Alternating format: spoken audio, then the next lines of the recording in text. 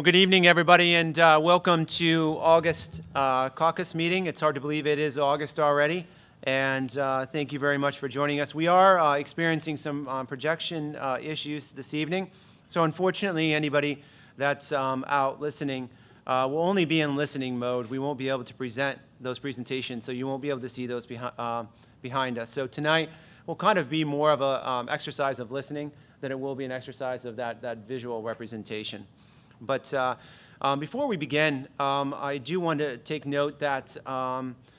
Singley has a family event going on that she's not here currently, and Mr. Lehman and Mr. Fry are working at the Marysville Carnival tonight. That's happening to support the Lions Club. So if you're available this week at any time, stop down.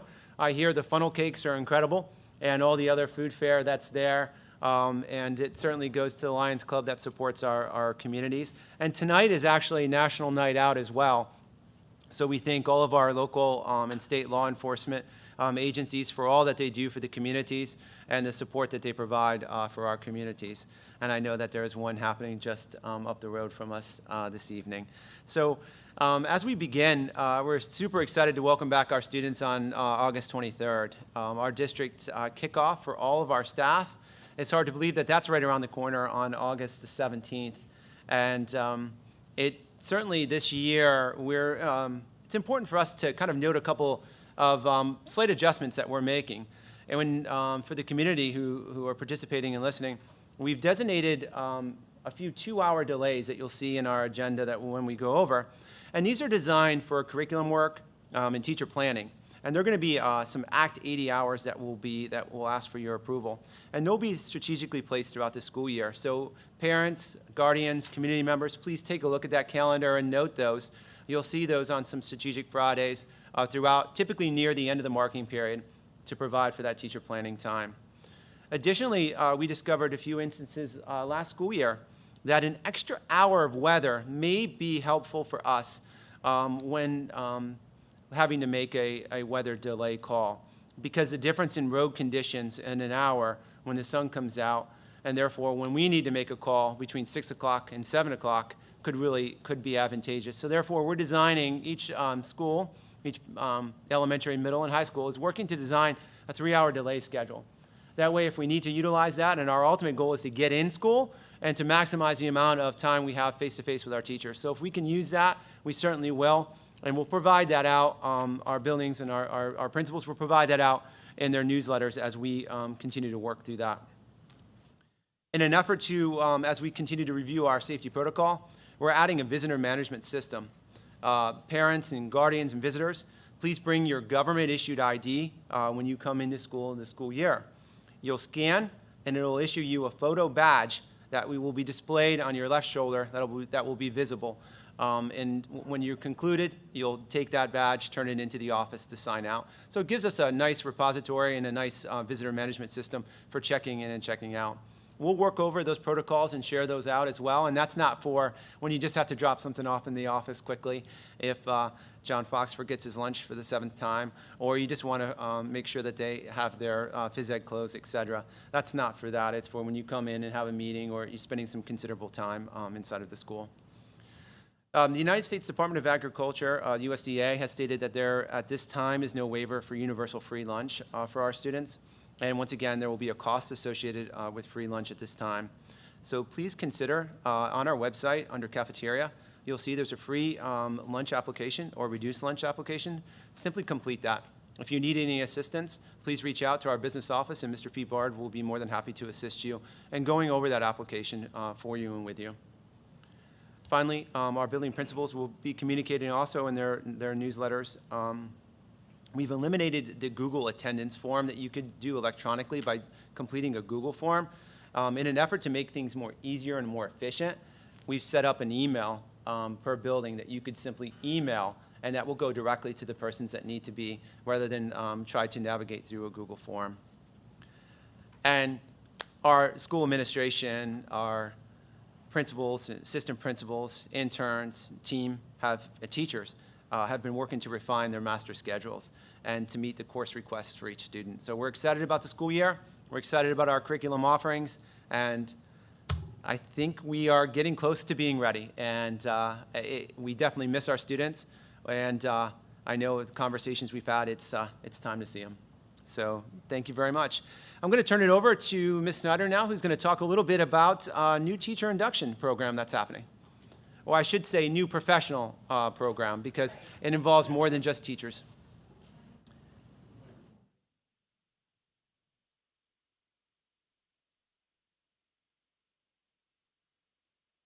Good evening, everyone.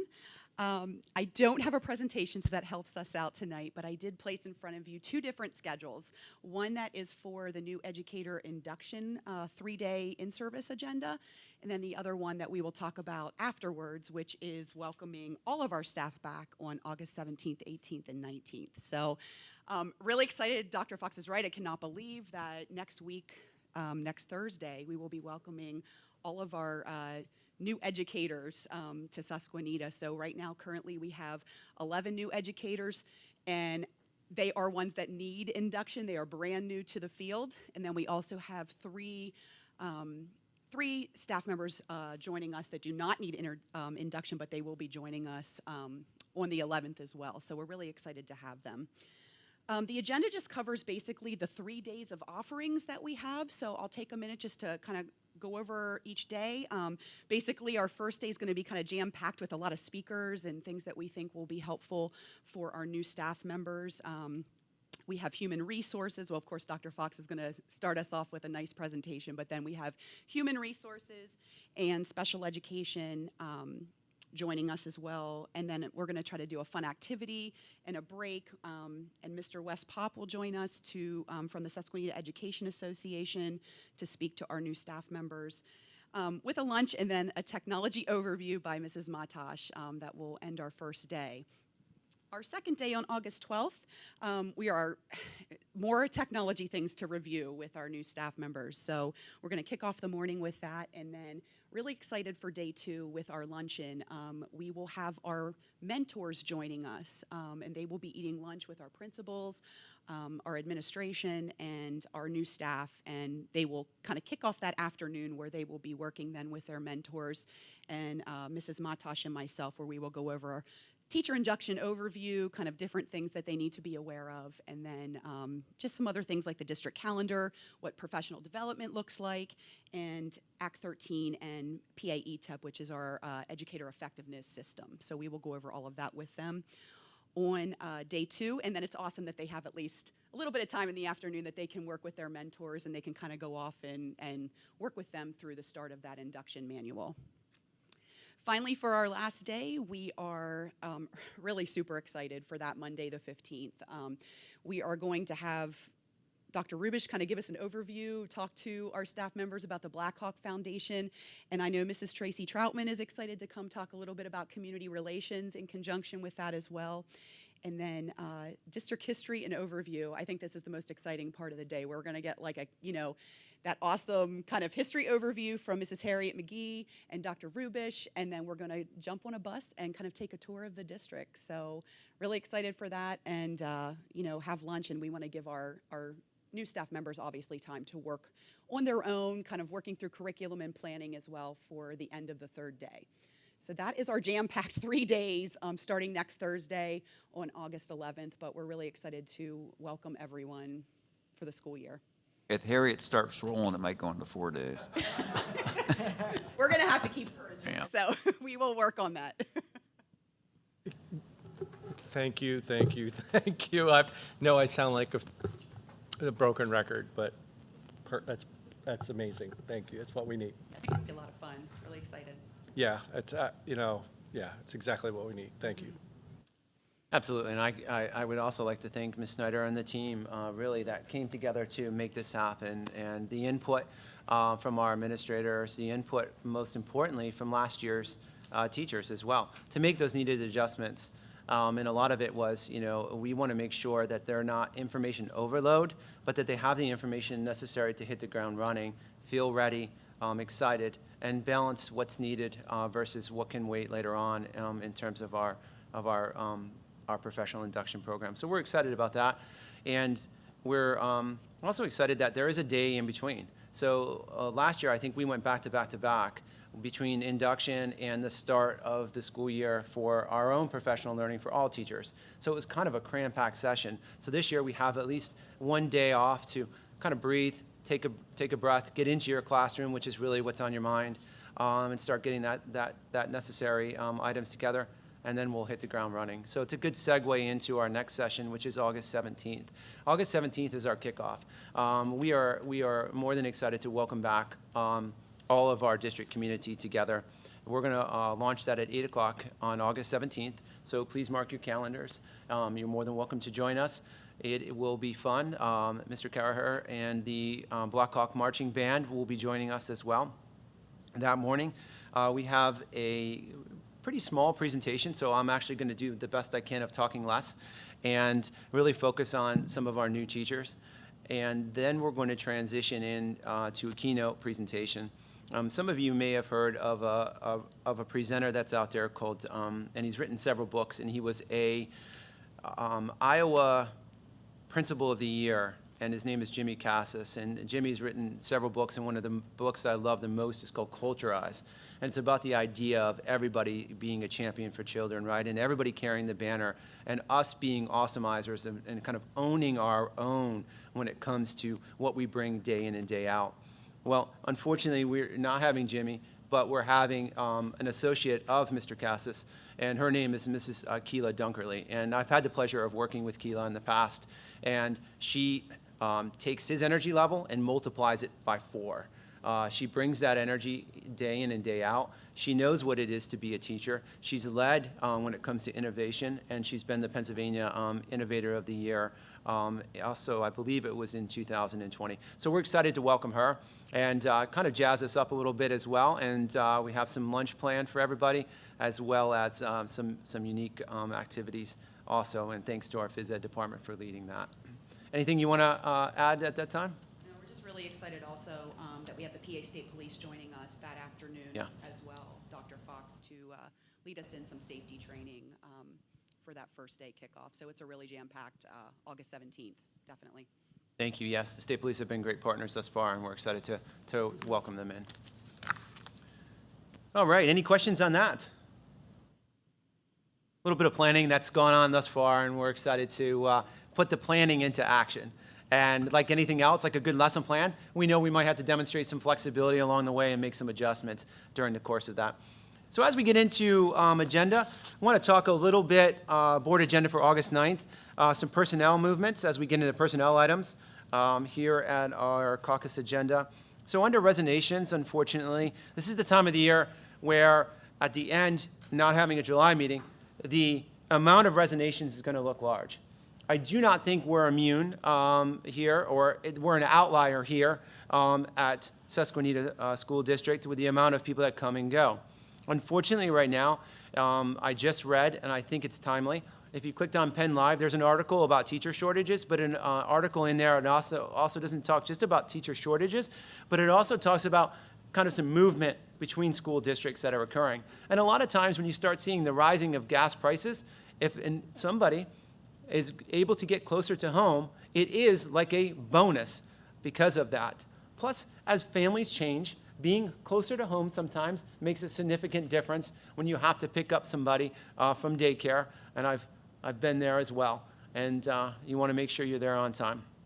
So with that said, we certainly do not want to lose any, but we understand also people transition different positions as well. So we actually at this time have 14, and it looks like 15 at this particular point. I'm not going to go through each particular individual verbatim on this list for the sake of time, but I do want to point out in particular one individual, and she is not here right now, but I want to make mention of her, and that's Dr. Rebecca Lorfenk from a resignation from the position of elementary principal, as she's going to move over to assistant superintendent, I believe starting her commission next week at York Suburban School District. So we wish her the best, and I believe she spent 14 dedicated years here at Susquenita School District, and we wish her the very best.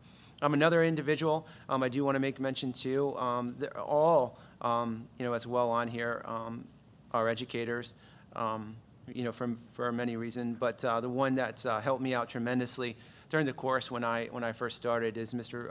Rick Phoenix. So Mr. Phoenix is moving over to a different school district, being more, in terms of gifted education, more specific at an elementary level. So we are certainly going to miss Rick, and still, hopefully he connects with us here in the community, and wish him all the best. And our goal is to find somebody who's going to carry out and continue the work that Mr. Phoenix has done. And we're hopeful for that as well. Looking at some changing of status as we go through here. The one I do want to point out in a change of status is a change of position. So we're super excited to welcome Mrs. Michelle Comp from assistant principal to principal at the elementary school. So she's done an excellent job through the interview process. She's done an excellent job as assistant principal, and she's ready to tackle that leadership role, and we have the greatest confidence in her, and we're here to support you along the way. So congratulations.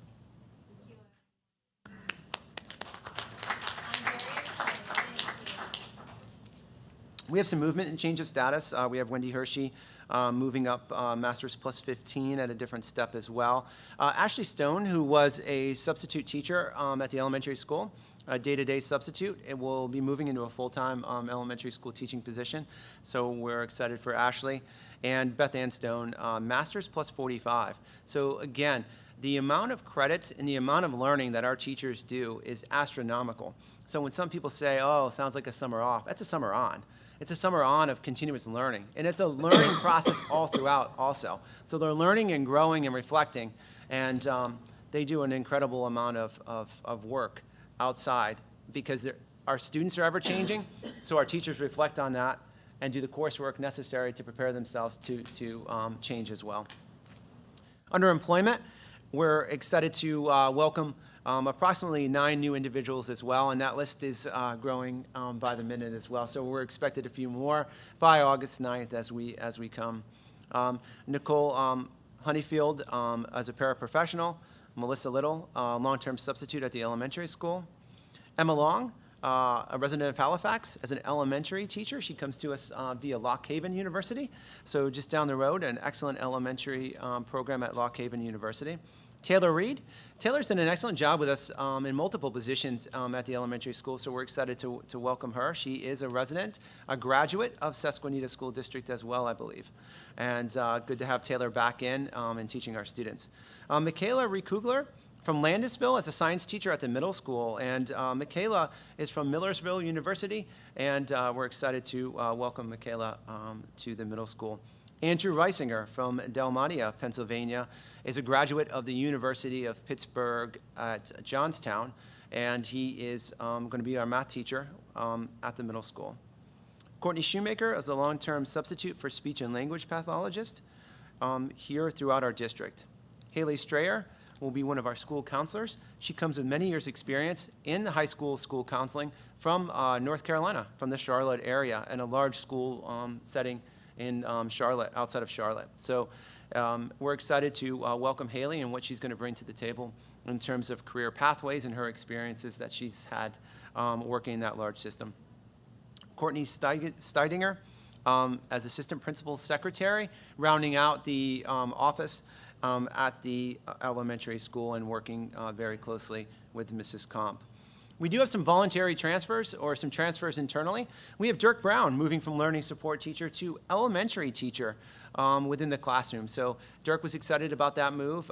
He's still going to be connected, I'm sure, and he brings that passion day in and day out. So we're very excited that he's going to continue to try something different and still be connected to our school district and the classroom.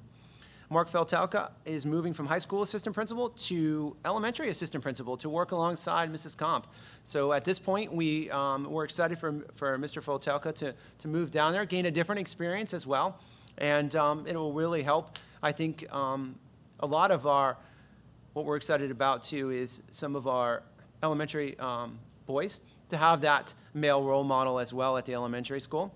And we're excited just some of the experience that he'll bring down and complement Mrs. Comp. At this point, we are interviewing. We're on round 2, coming up for interviewing for assistant principal at the high school, looking for a compliment to Mr. Funk and continuing the great work that they've started last school year. Karen Mann is moving from high school counselor to elementary counselor as well to work with Andrew at the elementary school. And Heather Walsh is moving from the position of head custodian back to the position of custodian level 2. And Heather is a phenomenal person. If you ever get a chance to meet Heather, she's a dedicated hard worker. But I think transitioning back to some hours, transitioning back into her role, she's excited to go back there, and she does an incredible job. We have a tremendous amount of co-curriculars that we'll be looking at this time of year as we go through everything from induction support teachers, which I want to give a shout out and a thanks to all of our teachers who commit to be a mentor teacher. The pay isn't tremendous, but what you do is tremendous. To be able to mentor, model, give that person and a go-to individual for one of our new teachers, that's essential. And I looked through the list and couldn't be more happy and more excited for that list of people who volunteered their time and the partnerships that we're going to have for our new teachers. It's essential. Co-curricular assignments such as department heads, team leaders, band. Looking through here, some general assignments, as well as class advisors, departmental leaders, science fair, Spanish club, student council. So a plethora of different positions that we'll be looking to fill, as well as spring musical as well. I'm excited about that. They do an incredible job. And fall play assignments are filled also. That is employment in a nutshell in a 2-minute segment. So I'll pause for station identification, as they say, right, and see if anybody has any questions. Awesome. Hearing none, let's roll into agenda items. It is a long agenda, but one that I think that, again, is a good agenda for this time of the year. Let me try to find my starting spot here. Give me 1 second.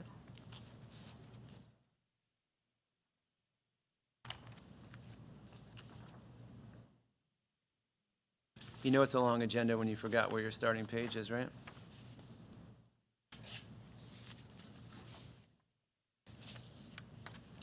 Excuse me, Dr. Fox, how many Yes, sir. counselors do we have at the high school right now?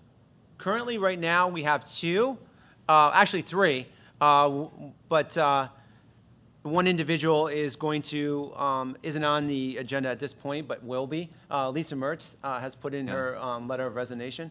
So we are looking to fill that. We'll have 3 still. Okay, didn't you say earlier there was another high school counselor who went to the elementary? Correct. Yep. So that is filled by Haley Strayer. So that equals out. So there's always going to be 3 at the high school. But we don't have 3 people. Currently, right now, we are looking to employ Haley as counselor for Karen. So that's a replacement there for her. And when Lisa Mertz, we add her to the agenda, we will look at adding and interviewing for another counselor. And we do have, why is the name? And a third counselor still there as well. Okay. Ben, thank you, I'm sorry. Ben Seafelt. Okay. So we have Ben, Haley, and then a to be determined. Okay. Yep. And then at the middle school too, and the elementary school too.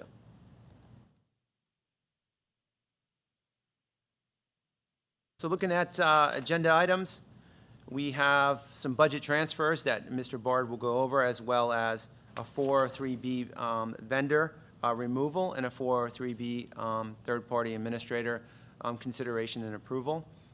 Fund custodian to appoint Mrs. Comp as a fund custodian for the fiduciary account at the elementary school. We have Act 80 split kindergarten, which is really exciting for our students and an important aspect that we want to continue to allow for August the 23rd and 24th to split that and give the smaller population and give our kindergarten students the opportunity to participate there. We have started our Early Birds Camp. Early Birds Camp has roughly around 42% of our registered kindergarten students participating in that program this summer. So that's really an exciting program that they get the chance to come into the building, get acclimated with each other, get acclimated with the teachers, and get some take-home items to work on and practice in the last few weeks, but also during the time when school's not in session. We have our Act 80 senior approval for the hours as a result of commencement exercises before the last day of school on May 25th, and the motion to use early dismissals for the reason of curriculum planning and instruction on September 2nd, October 21st, January 13th, and March 24th.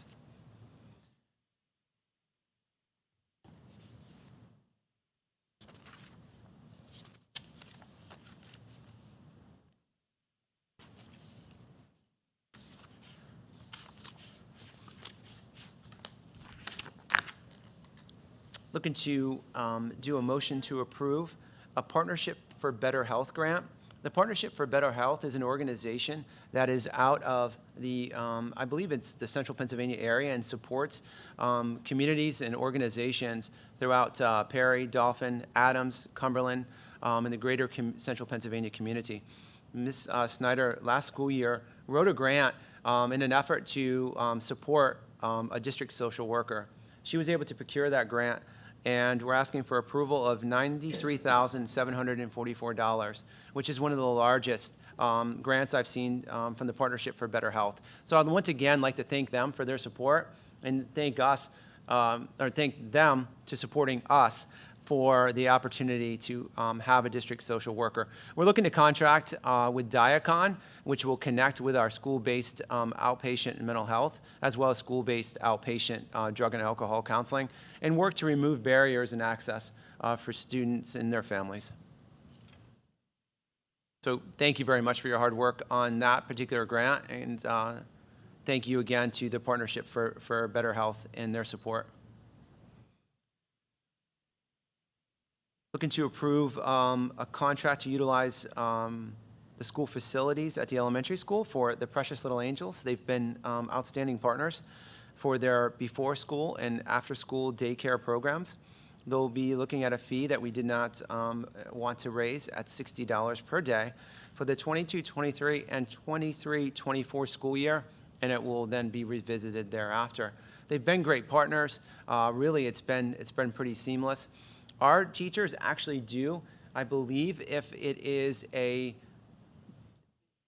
enrollment in the before or after school program at the elementary school, I believe our teachers get a roughly 40 to 42% discount, which is really nice and a great benefit. So we want to make sure that we share that out. And I believe it's a 20 to 25% discount if it's at their facility, which is located just walking distance from the playground between the fence and over near Oak World. We're looking at approving provisions for special education services. These are, we're setting the rates per day if we do in fact have any school district that wants to contract as part of a consortium for MDS, autistic support, emotional support, and life skills support. And that's looking at an adjustable rate, and roughly it's going up about $15 per day per student. So we're looking at MDS at about $195 per day per student, autistic support at $235, emotional support at $170, life skills at $220. And I think for next school year, we have approximately 3 students that are in the consortium from outside school districts, if I'm accurate in saying that. Question. I don't, as you're talking about that, I'm thinking about our alt ed program again, where sometimes we may only have 1 student in there. So I don't know if there's been any attempt or movement to, I don't think consortium is the right word, but to offer our alt ed program to some of the local Perry County schools to send their kids at a cost. Might help us to recuperate our costs when our numbers are low. I don't know if that's been a conversation or not, but I'd like it to perhaps be. Yeah, I think that's something we can certainly look at and explore. I think it's for the right student when you look at the AEYD program and making sure that it fits within certain offenses. But yes, that's something we can certainly look at and see if our cost would be reflective of what the cost might be to another outside provider. Yeah, I mean, instead of like a West Perry school or Newport sending a kid to a River Rock or something, we might be able to meet the students' needs depending on what the situation is at a lot lower cost to them. And it would benefit us to continue to keep that program open when luckily I don't think we've had large numbers in there, which has been good. So, thanks. Absolutely. Thank you. And the last is to approve weatherproofing technologies. Weatherproofing technologies to look at that weatherproofing that goes over top of, for repairing of our current roofs, some spots at the middle school and high school. And Tremco, I believe, is the company that will come in and work on that as well. And it's a cost not to exceed $466,031. And it's important to note that that is from ESSERS 3. It's part of our ESSERS 3 application that we put in to continue to ensure that the integrity of those of the roofs are upheld. So that is something we want to continue, and it's something we want to get on schedule to make sure we move forward with those needed projects in the integrity of our facilities. The last is 3 discipline committee recommendations that we'll have at this time from last school year. And just to kind of wrap up, and we'll give that opportunity. At this time, is there any questions on agenda items before I turn over the microphone to Mr. Pete Bard in Finance? Thank you. All you, Mr. Bard.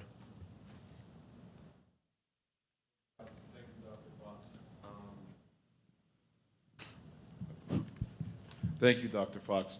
So I'll start off with the 403B and the flexible spending account vendor. In our negotiated agreement and in the Act 93 agreements, there are provisions that provide for a 403B benefit, but there are no vendor or no third-party administrator currently on file, and so we need to maintain our compliance. And so American Fidelity will also, they will be a vendor that will supply a 403B plan to any teacher or any Act 93 member that will want to participate, but there will also be the TPA. They have a fiduciary responsibility not to steer anyone into their product. They will just be the vendor that will maintain the plan document and also execute any documents that need to be done, whether it's enroll people, change payroll deductions, or any loan documents from the 403Bs that come up. So we needed a TPA, and we also needed to replace one of the vendors because we don't have any contact information and we can't find any contact information. So that is why there are 2 different agenda items that look very, very similar. That's why there's a need for 2 different agenda items on that particular aspect. Excuse me. For the financial reports that are in front of you, I wanted to direct your attention to the June 2022 financial reports that are in front of you. If you look at the expenditures, total expenditures, and the total revenues, the difference in the deficit is approximately $1.88 million.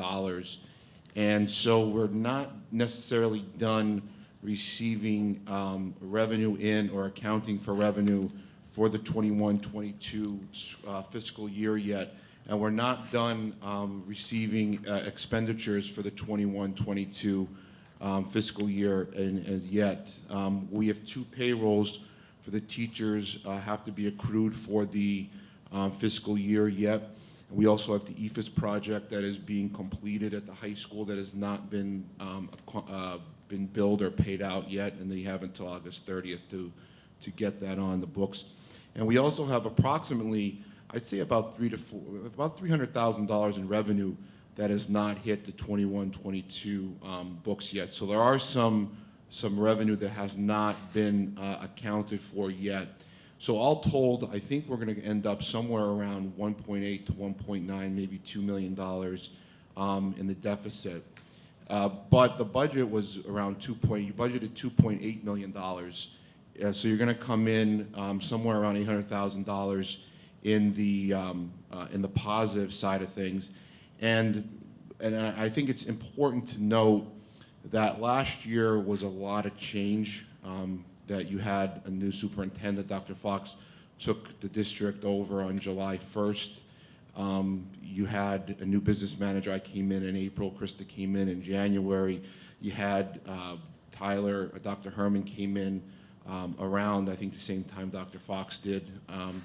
But the consistency are the 9 board members sitting up at the table right now, and I think that is really the bedrock of the district and the reason why the budget has really stayed in that kind of fiscal conservative constraint that has maintained the district's solid financial footing moving forward.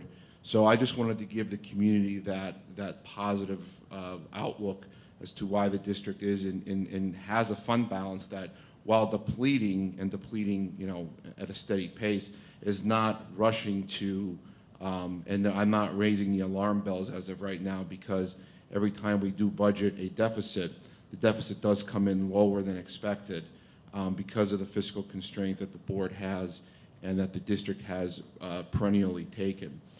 Some of the biggest department that really had the fiscal constraint was the maintenance department. If you look at that in that different aspect, I think Scott Howell, giving you a promotion in education.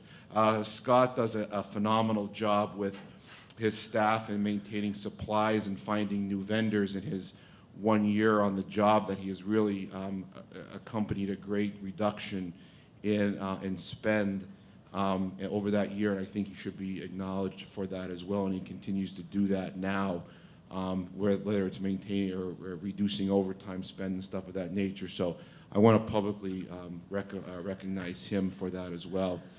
When you look at when you look at the July 2022 spend, we have not received any revenue yet, so there's nothing on the July 22 revenue side. There's nothing to be alarmed about that.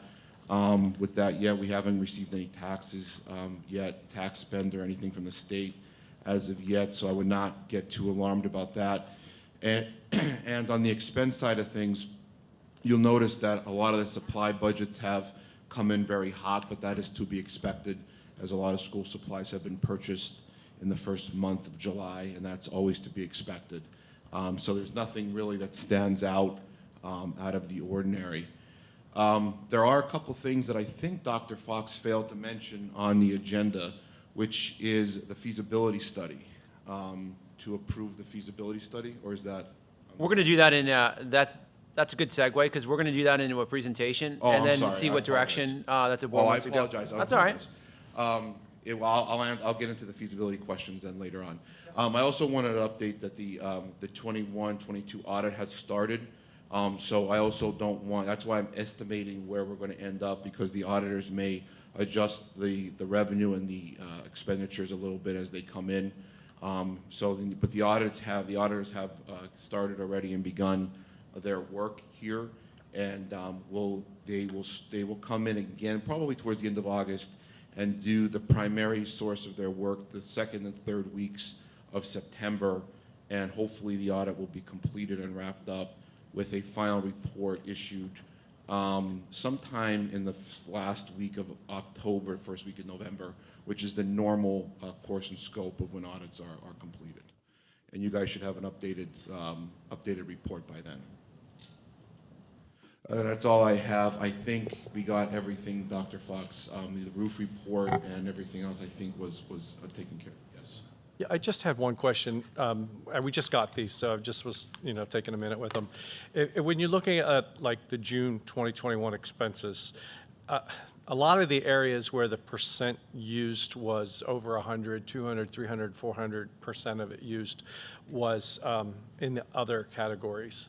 So I'm assuming that's because things were coded differently, or like theoretically we wouldn't want things used accounted for, not like 400% above budget in the area of other, correct? So, Correct. So there seems to be a lot of that here. So is that because of all the change and we're getting it to where it should be, and that's not to be expected in the future? Correct. You're looking at June of 2021, correct? Yeah. Yeah. Correct, yeah, and then June of 2022 and moving forward, you're not going to see many of those things as an other, or in things like in the 900s where they're where they're, in the chart of accounts, the definition is things not otherwise defined in the 100s to the 800s. You're not going to see a lot of things put in there because that's not where things should be placed.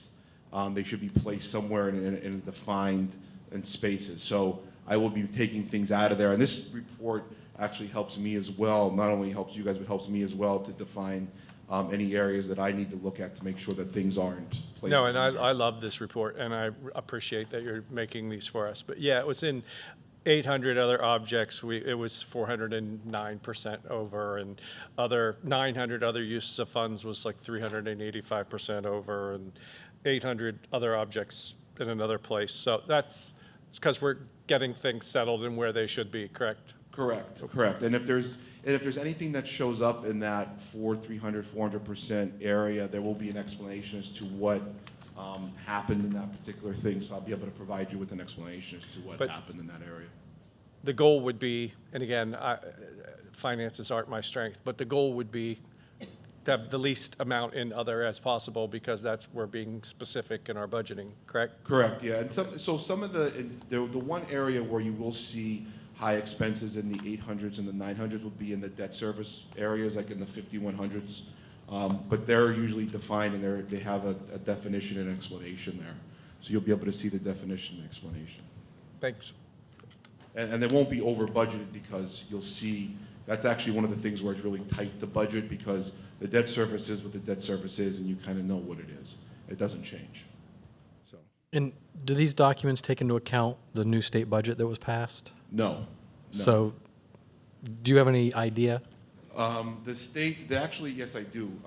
The state's budget that passed, let me look at the email that I sent to Dr. Fox when it was passed.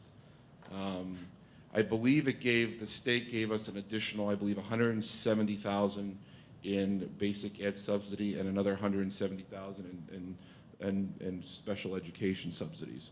So I think it was somewhere around $340,000, I believe, Dr. Fox, am I correct when I sent it? I believe I emailed you right when it came out. That sounds very accurate between the two of those, correct? Right. And then there's two other lumps of money that we will certainly work through. One is for safety, and that's approximately $127,000. And the other, I think it's 126, I'm sorry. And the other is for mental health, which is equal to that as well. And they're both through what's called the PCCD, which is it's the Pennsylvania.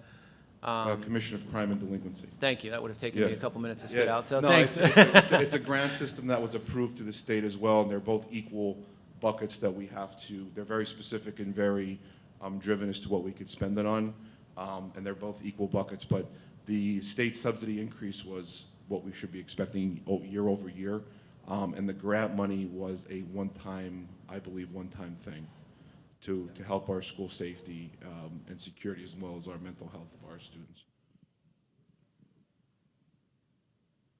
Yes, at some point, once we see that, this will be updated to reflect that $340,000 that comes through as revenue as it generates. It will show us when we get the money in, so you'll see, what will happen is the budget number itself won't change, but you'll see the revenue will outpace what the budgeted number was. You'll see the money, we don't say 100% of the budget, will go over what the money was, and then you'll see that exceed that amount. You'll see the revenue, not necessarily. Because we can't edit the budget once the budget was passed. I have two questions. Yes. The one is, a couple years ago, I think it was the 2020 budget, I don't know if it's carried over, we had budgeted a social worker.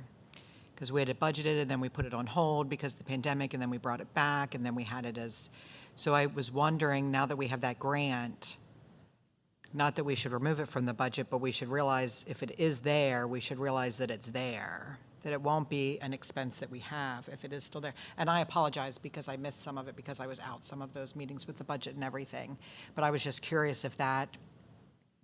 I did not see it in Okay. this, and moving forward, we did not see that position there. And I historically can't go through, but I believe there might have been some conversation about the idea of adding an additional counselor versus adding a social worker. And we feel at this point, we can go contracted services. Boy, I'm having difficulty, I apologize. Contracted services and bring in to see and collect and help us to gather data first, especially as we know that grants ebb and flow, and it's a one-time partnership for better health and a one-time allotment also from our ESSERS funding to allow us to see at least 2 years, plus or minus, depending on the amount of days, and then to capture data for us to see if this is something we want to move forward with, or it does, in fact, those skills kind of is it better served in some other capacity. No, I think it's a great idea. I just wanted to see if it was in the budget, if we just were aware, because we're looking at the deficit and everything, that we are aware that that doesn't need to be filled because we're using it with grant money. My other question isn't really budget related, but when you brought up Scott, I thought of it. Are we still considering this year hiring students after school and letting them take the activity bus to help out with the janitorial service? And are we keeping do we have any information about it? And if you don't, that's okay too, but I didn't know if we were keeping the kids that we had, if we were opening up to other kids, if we were gonna do more, or if we weren't doing the program, or I was just curious. So the program was a success because of the students that were selected. They did a great job. They're hardworking. We actually employed some students this summer. And the reason I believe they did an incredible job. Well, the whole team has done an incredible job. They were part of the team.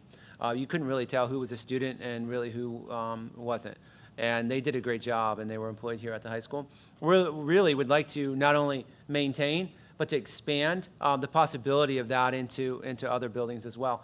And again, it's about the right student who's looking for some hours, the right student who wants to kind of pick up a few dollars here and there, and still can maintain that responsibility of ensuring that attendance is good, their grades are good, and that they maintain all the responsibilities thereof. Good, thank you. Absolutely.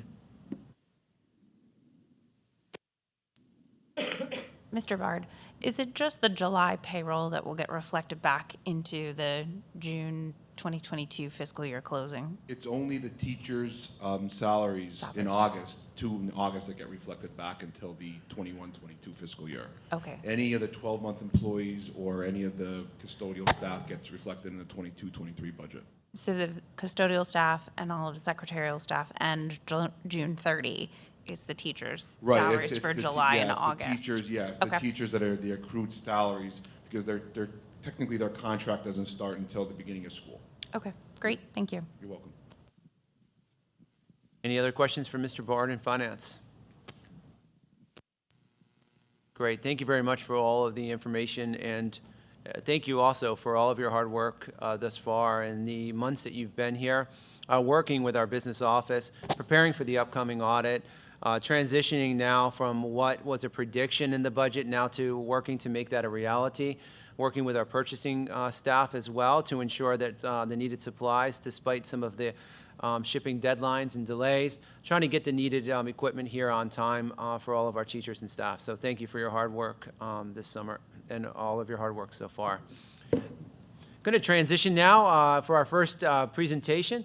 We have from Field Turf, Mr. Cody Lytle, the regional project manager, who's going to give us an overview of our stadium project that we saw from initially when we were back in April doing some soil samples to when we had conversations in here about if we wanted to continue to where we are now in the project, where we are to date, the next steps, and all those questions thereof. So thank you very much for joining us tonight, Cody.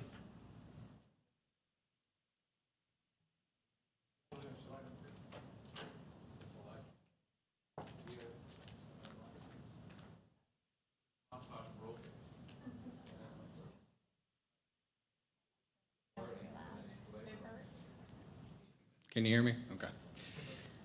Well, first off, thanks for having me tonight, and thank you for selecting Field Turf for this project and trusting that we'll see it through to the end. Dr. Fox asked me to attend to basically give you an update on our schedule and kind of where we are, where we're going, and answer any questions you may have. So where we're at currently, I don't know how in-depth you want me to go, but for the most part, all of our subsurface infrastructure has been installed except a little bit of loop drain on the 1D zone.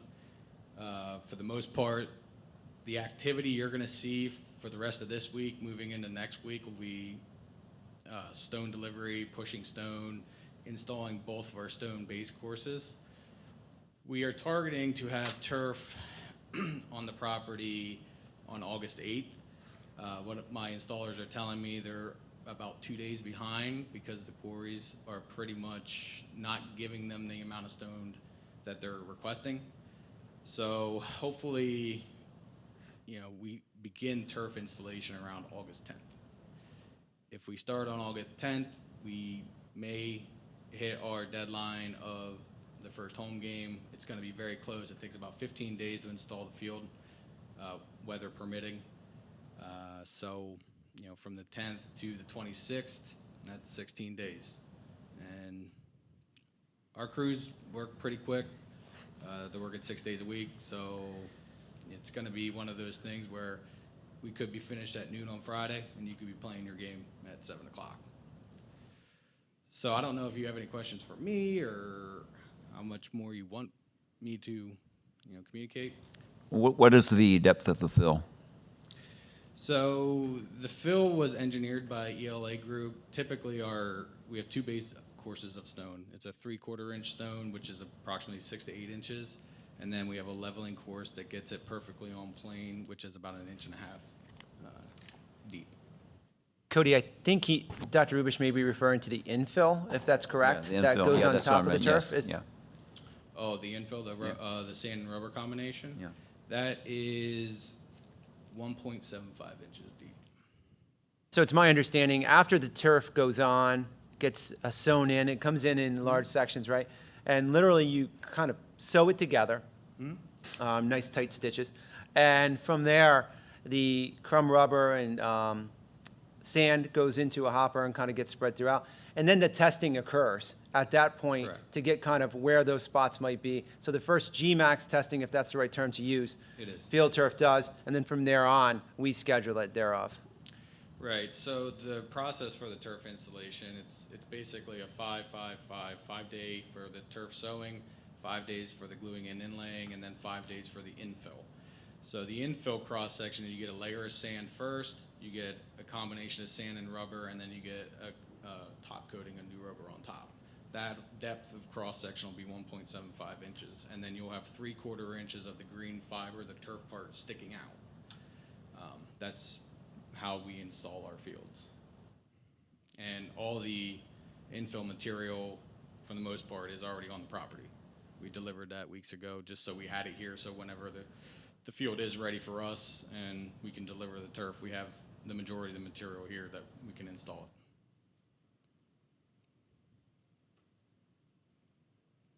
The Gmax testing that you referred to, is that done at various sites throughout the field? It is, yeah, I believe they test 12 different locations and they're already set Okay, as to where they should be. perfect. Yeah, we have a third party come in and do that, so it's not Field Turf that does the testing. And I'm going to just say this for anyone who might be listening. I know you were serious, but if you finish it at noon, we're not going to have kids on it that night until it has absolutely been tested and proven to be safe and all testing done, and you've released it to us and said, now kids could play. Just in case anyone's listening and thought, that sounds dangerous. Well, yeah, if the testing doesn't occur that night, Field Turf will give you a letter of acceptance. So if there is any liability or anything, it would come back to Field Turf, which that letter will come directly from me on Field Turf letterhead, if in fact we can't have the testing done and we can play the game. We have never had a failed Gmax test. So we are more than confident that our field will perform well. Before anything is turned over, obviously, we'll walk through. We'll take a walk through, punch through. There's maybe some cosmetic things that will be addressed later on in the punch list. But there's a lot of factors that come into play. I think the biggest factor, and I'm not speaking for you, Cody, is we just got to continue to have nice weather. Nice weather helps. That's an unpredictable. I keep looking at the long-term forecast and push those storms away as long as they're not torrential downpours of multiple hours. Let's get this thing going, right?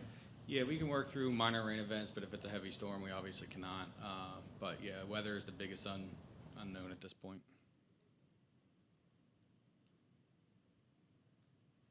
I would say you're probably a 50-50 shot of playing that game on the 26th. Well, we certainly knew, and we kind of sat when we did this and initially knew that was our goal and target, and we knew it was going to be a tight window, and we have some contingency plans ready to go. In the event that we cannot, we're optimistic that it will occur. Right. Cody's been a good partner and has addressed multiple of my emails at multiple times of the evening, so I appreciate that, and all of us that also have emailed, and you've been extremely responsive. So I think if there's a will, there's a way, and we'll continue to work, and, you know, There's some spots. We know that there's some pavement that failed because, again, the truck traffic on the pavement. That probably will not get done right away. That will need to get done later. And in speaking with Cody, Field Turf will assist with that.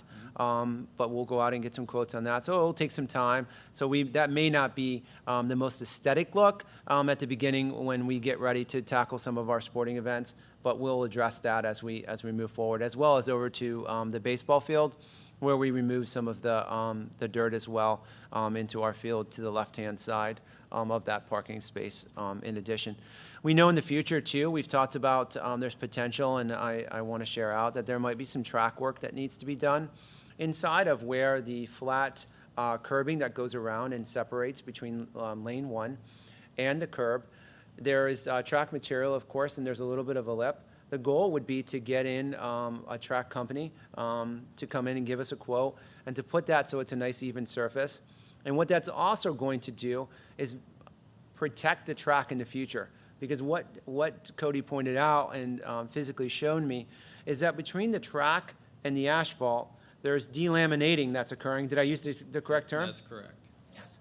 Delaminating that's occurring, or the track is actually in spots starting to lift up a little bit. And that's what we don't want. We don't want water to get up underneath that and begin to push that up because we'll have some significant track damage. So actually this was if anything, a blessing in disguise. Not that I want to see that price tag of the quote, but it's a blessing in the long run to fix it so we don't have those bubbles that could eventually form. Am I addressing that correctly and accurately, or semi? Yeah, basically with the freeze-all cycles, the water works under the track surfacing material and it just separates and it unadheres.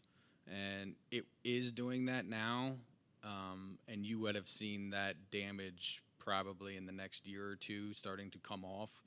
So we were able to catch it a little bit early, so we'll have a track contractor come in, saw cut back a little bit farther, make you a nice even grade there, and most likely cover our turf anchor, so it'll give it a nice clean look. It may be a little bit of color discoloration because of an existing track to new track material, but it'll be better in the long run, both aesthetically and, you won't have any tripping hazards. And I will say, if for some reason we can't provide the game on Saturday, on the 26th, we'll give you advance notice that, you can have the other arrangements made. But, we're really going to shoot to have that game.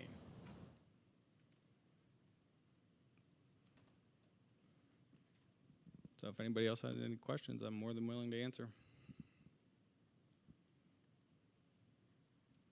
Thank you.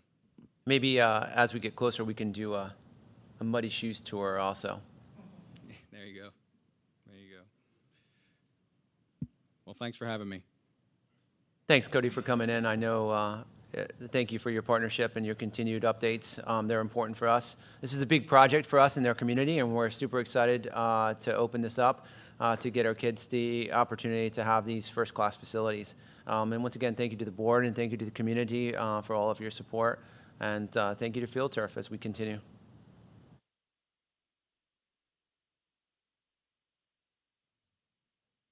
All right, as we transition, let's go into one of aspects of looking at policy committee work session and how we might look at addressing some of our policies in a way that doesn't occupy all of caucus time or all of board meeting time.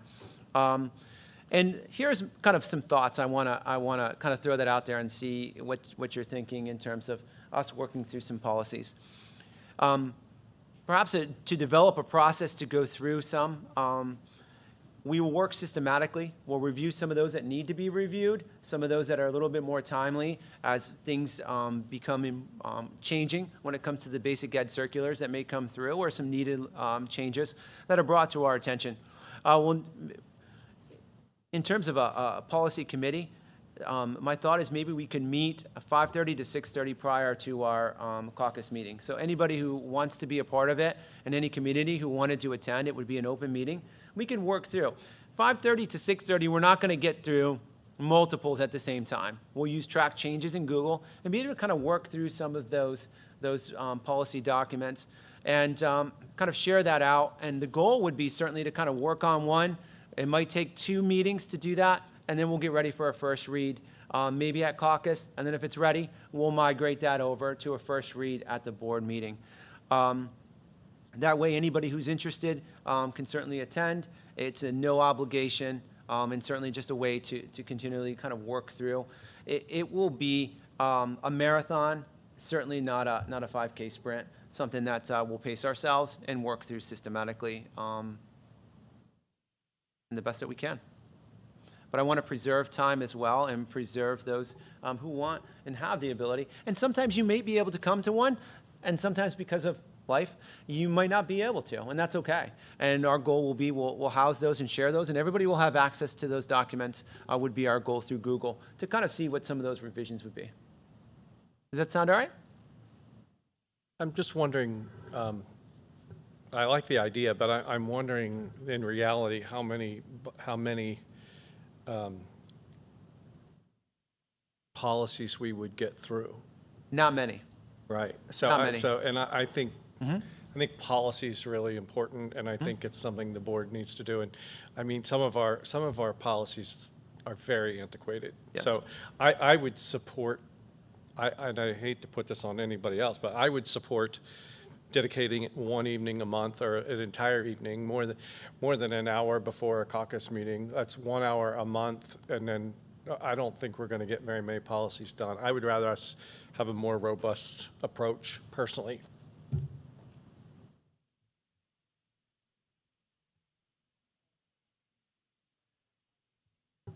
What I mean is having more than just 1 hour a month dedicated to a policy meeting. Maybe instead of trying to have it before a caucus meeting, have a separate evening meeting for 2 hours, 3 hours, where we crank through several policies, so that when we do get around to approving them, when we do a first reading, maybe we could be approving, 3 policies a month or something, and just, and if needs be, still meet before caucus if needs be, to bring everybody up to speed. Now, I don't expect everybody would want to do that. I would be willing to commit to time, but I'm not on other committees either. But Well, we don't have any committees anymore.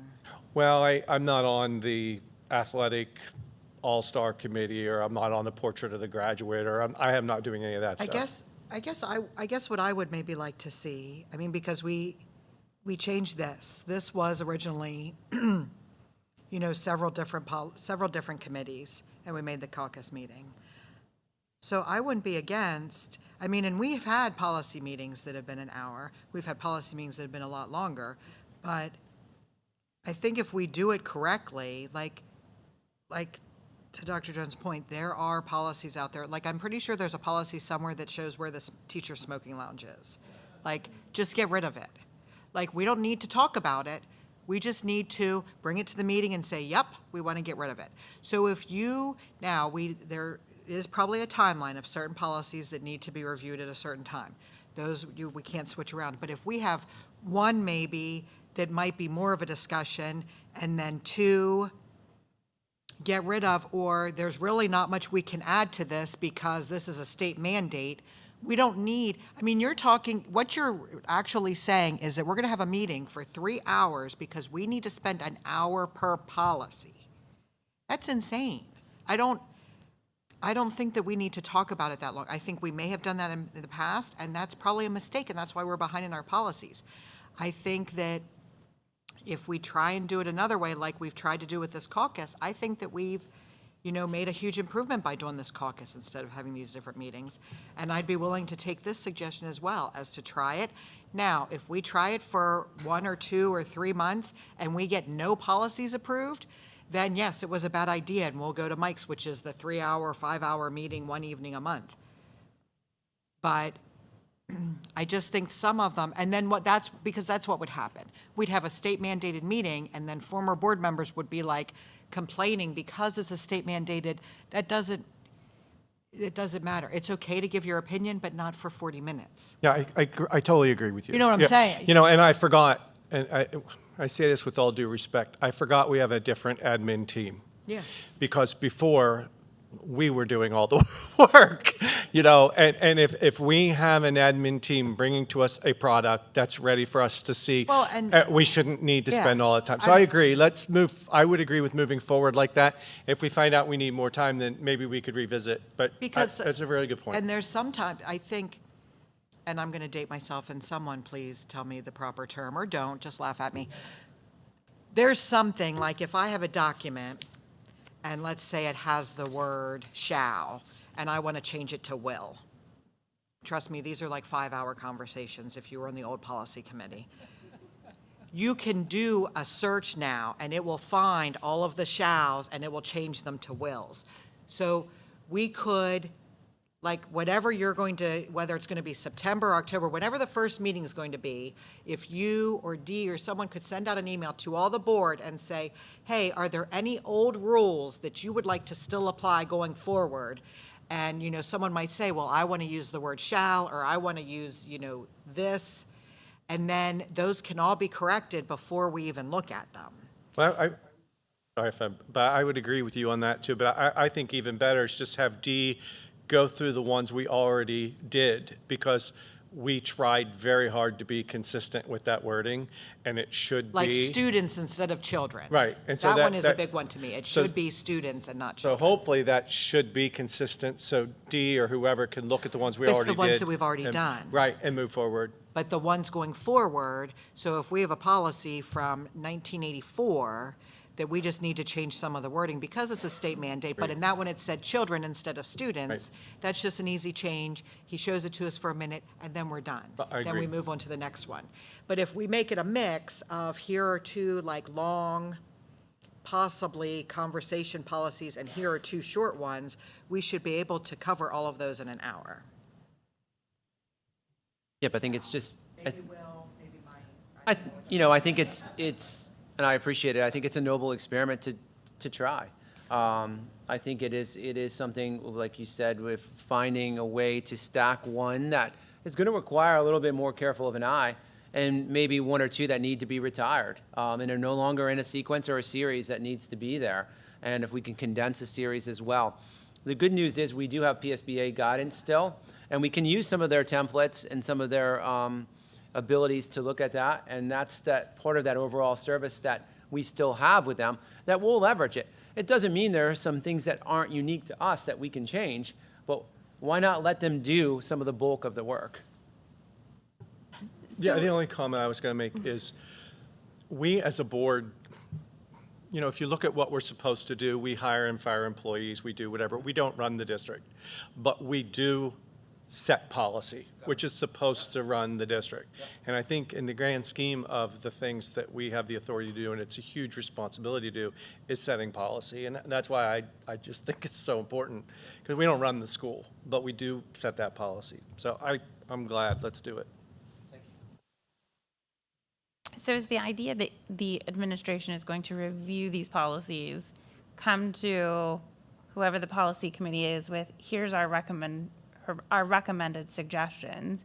So would it not make more sense that whoever's tackling that on the administration side is going to say, here's the X number that we're going to tackle, get them out a week in advance of whatever that meeting is, so that the policy committee can review those and come prepared to that meeting to say, here's what feedback we have and here's how we're going to discuss it. So there's not as much discussion about, okay, I've now just read it and here's what I'm going to pick apart. Instead, it's more meaningful feedback and conversation of, yes, this looks good, no, why are we doing this? Versus some that I've sat in on, it's a lot of just back and forth about going nowhere. Is that what because then I think you probably could get a lot more accomplished in an hour. Sure, I think it'll really be, again, the policy itself. I think it is our responsibility to make recommendations to you of those that we see that are troublesome to us, or ones that we know we need to change or even add to the continued series. One thing we do want to do is, yes, we could send information out ahead of time just to say here's something to look at, but we have to make sure that it's in public setting, that all discussions occur. I have to take and make sure I have an agenda and take notes based upon those changes to the Sunshine Law. So it is open to the public to come in and participate in any of those. No, like if there's a policy that you're going to be reviewing that then's going to be discussed, that they be sent to the board members. So can it not be sent to the board members ahead of that policy committee? No, we wouldn't discuss it, but we would be able to like- individually review it prior to that policy meeting to come in.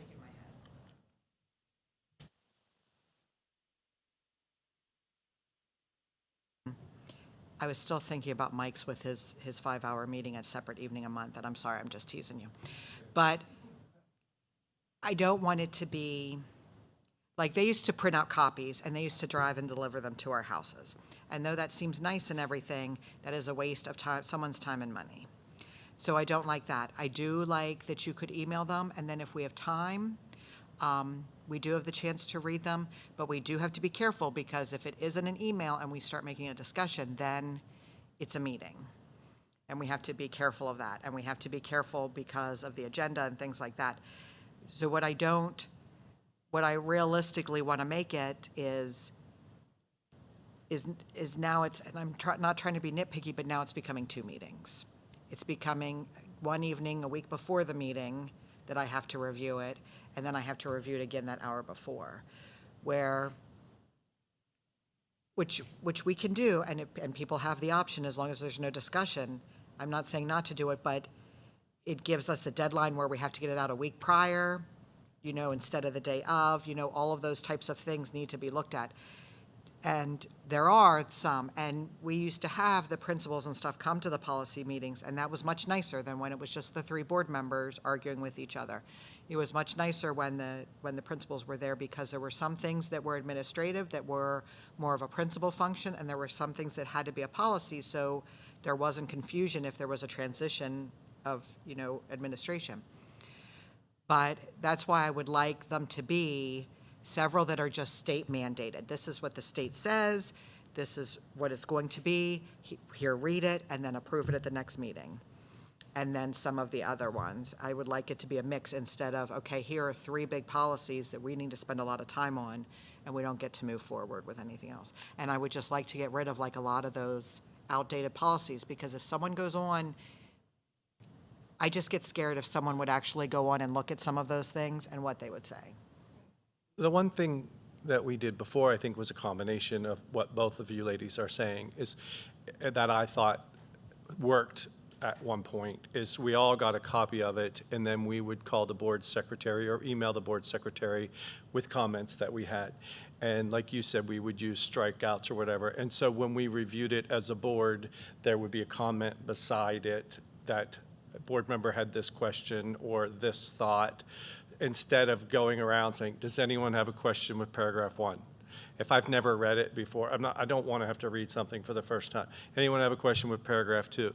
Those of us who wanted to put the effort in, they would have the comments beside the paragraphs. The superintendent could just lead the discussion, and hopefully that would go very fast. We'll figure it out. But I would rather if we do that, and I have no problem, but my worry is making more work because of our other meetings and stuff, like making more work for D and things like that, because of having to have this so far ahead of the meeting. That's where I would like to take advantage of PSBA and maybe look at, like, here is our copy of the policy, that we already have. Here is PSBA's recommendation of how they would write the policy. Is it the same or is it different? Instead of having, I just don't want to add a bunch of work and then add a bunch of work after. I don't know. No, I don't know. I just am trying to process the good and the bad of the old meetings. I hear you, but maybe it's because I view board policy differently. Board policy can be individual to an individual school district. If everything was just state mandated policy, they would just tell us, here's your policy, and every school district's policy would look exactly the same. But it can be tailored to our individual school district. And some of our policies, attendance, some of the other policies, the random drug testing policy we got rid of. Some of our policies should be tailored, others shouldn't. So that's why I think you were saying the mixture of the two. But I do think words matter, and I do think it should be individualized to our school district. And PSBA may say one thing, but it may not reflect our community. So and maybe that's my perception of it. It's our board policy. Sure, and I think it's a good template. I think what everybody is pretty much saying the same thing, I honestly believe. I think it's getting like out on an agenda ahead of time, even prior. Here's, we may be looking at policy 210, maybe 205, and policy number 105. I just threw up random numbers, I'm sorry. And these are the three that we're going to. That way, those who are interested in and again, each of you have unique talents. And I'm not to say just because you don't come to the meeting doesn't mean you don't want to know it. You can review it. Timing, you may not be able to be there. And nobody should feel that just because you're not there that you don't want to have that information. And number two, it may not just be something that fascinates or interests you highly, and that's okay too. But at the end, we will have that available when we go into caucus to say, here's one that we reviewed, kind of give a recap almost under announcements of the work that the policy committee did ahead of time. So again, as a recap or a 5-cent summary, if you will, of what we've done and the work that we're going to continue to do, and let them house in a document that's livable, breathable, and then when it's finalized, begin to publish that. So using something like track changes, if each individual puts their own comments on and does not reply to another person's comments, that wouldn't be considered discussion. And then that would actually make Dee's job easier, because then in the group discussion, if then everybody sees everyone else's comments, Dee can accept whatever changes then as a group are accepted, correct? Or am I misunder? I will get, and again, I don't want to, I want to be very cautious as to what I'll get the final ruling on that one, but I understand, and I think the utilization of Google is the same as the Microsoft Word. You get the ability to go in and collaborate and see, but at the same point, you can hide so nobody sees what somebody else is doing until it's ready, and we open those up at discussion, and everybody gets a chance to see, and then you work from that platform. I think again, we all want the same thing. How do we work smarter, not harder? How do we maximize the amount of time that we all have? Because we all have a lot of responsibilities, and how do we make and move forward with something that we know we need to, but it doesn't have to be done in one fell swoop. We know that's not going to occur, and nor should it. One of the things that pain me the most sometimes, too, is when I see sometimes an agenda, and it has 14 policies on it. That's a lot. And honestly, I think that's not what we want to do. What we want to do is be methodical. What we want to do is be reviewing it and just kind of slowing and ensure that we're doing what we need to and addressing those that are at the highest priority, and then moving backwards with those that can be secondary, and retire those that don't need to be here. So I'll speak with Dee, and we'll try to get something out, whether that be September or October. It may have to, unfortunately, wait till October just to see where we're at in terms of getting things together, because they do have to be advertised. We'll look to advertise these in the paper. They have to be advertised, again, on the website as well ahead of time, and we'll work on what that process will look like. But it'll be a noble experiment. And again, I admire and respect and thank you for your willingness to try, because again, if we see something, instead of just admiring it, let's try to tackle it to the best of our ability.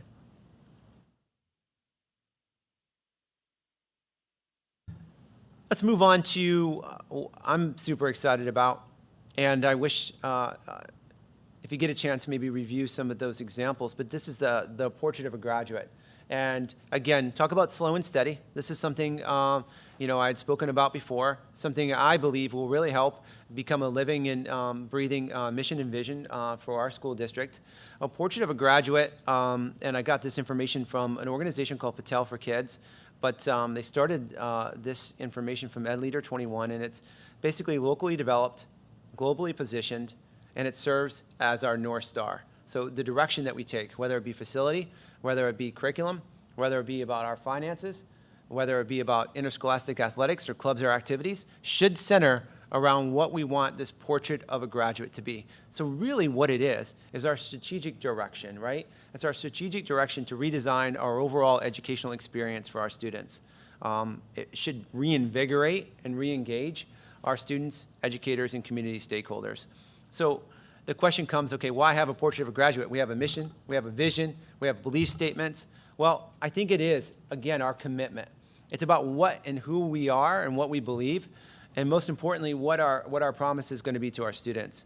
It provides us a center for our future curriculum work, our courses, and our facilities. And really, it's not this long litany of belief statements, but rather a pictorial representation that should kind of be there, and we should see it, understand it, and be something that we continually evolve and work towards. There's not one measurement that you take an assessment and say you met all aspects of the portrait of a graduate. No, these should evolve. It's going to be at the core and the foundation of what we do through our curricular work, and it should be an evolution between K to 12. So when our students walk away after their senior year, they should have these skills and competencies and attitudes and dispositions that they're ready, and this is what we can guarantee to our community that a Blackhawk should be. What I'm excited most about is bringing stakeholders together in a group, and the power will be in the discussion. That's where I'm getting most excited about, is talking about teaching and learning and the future and what that looks like. How we'll build this? Slow and steady. We'll formulate a work committee that will explore what school was, is, and can be for her students. We'll create a listing of skills and competencies. As always, why reconnect or reinvent the wheel? We'll look at others. We'll utilize some of the material from an author that I like and believe. It's called What School Could Be by Ted Dintersmith. Really good book that focuses on what future-ready education looks like. We'll do and gain. Once we're ready, we'll get community feedback about these skills and competencies.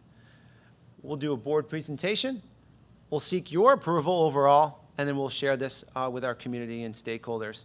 So our next steps out of all of this information that I just kind of shared out is I've asked our administrators, and they've done a great job of reaching out, making a list that I'm working through of educational partners, businesses, parents, community members, residents, past, present, students, teachers, us, what all of that looks like and who. And what I'll do is kind of send out some feelers and see. The group and committee could be as large as 26, but as small as 13, depending on who's certainly available to attend.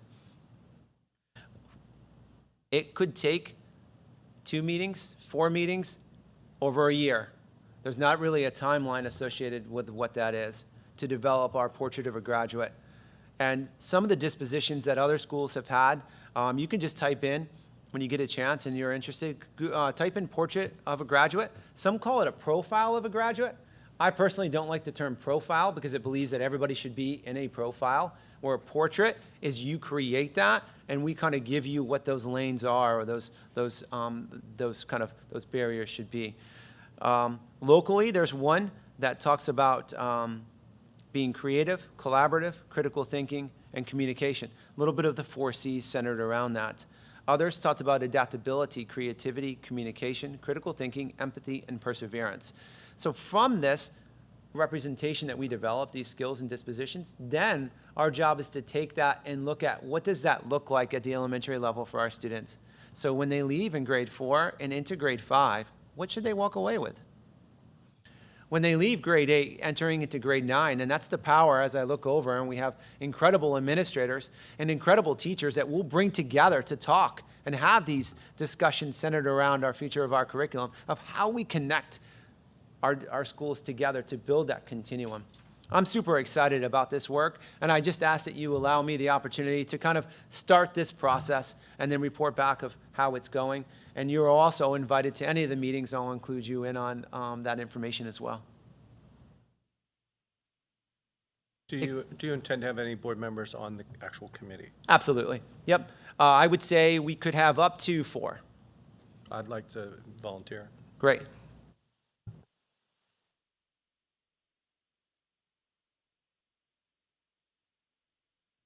To be determined. I'm sorry. In particular, probably in the evening. One guarantee that I'm going to try. Are they 5-hour-long meetings? No. And when we joke about a 5-hour-long Depends on meetings- what board members you put on. When we talk 5-hour-long board meeting or policy meetings, I only chuckle because I look over and they're like, we've been through cabinet meetings with me, and they know they can go a couple of hours, right? We sometimes have a lot to talk about. So one of my goals of this is to begin to have, we talk about lesson plans, is to have a plan and to try to stick to the best I can of that plan, and being mindful of people's time and try to keep it under an hour. Because again, we want people to come back and to come back and to come back and be a part of it. And again, it may get some traction. We may take a month break, do some things, come back. I want to be mindful of not having meetings around the holidays, so we'll circle in and around that time. So we'll go slow to go fast, have some fun with it, but I think the future is going to be in the discussion, and that's where the power is going to be.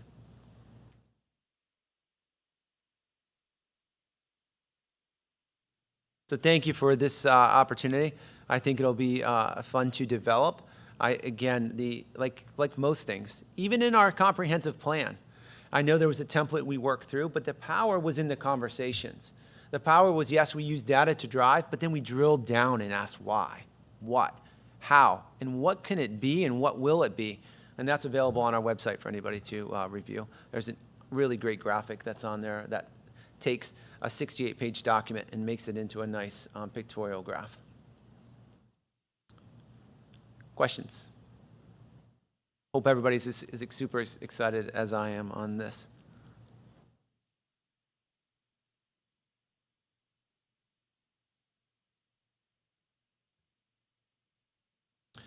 Let's talk a little bit about some projects to date, just to go over some things. I wanted to show you some pictures, but we'll be able to show those later on for you as well. Elementary classroom carpet floor replacement looks really good. That has been those periodic 6 rooms per cycle, continuing with that facilities and master plan schedule. They've done a great job. The middle school we talked about had some bubbling, if you will, of some of the flooring as you first walked out and near room 133 that we've used. That has been repaired and refreshed. If you get a chance, there's a picture in here, you'll see it. That hallway looks like almost a new school. It's bright, it's airy, the colors look great. It's going to clean up nice, so I think that's going to be a really nice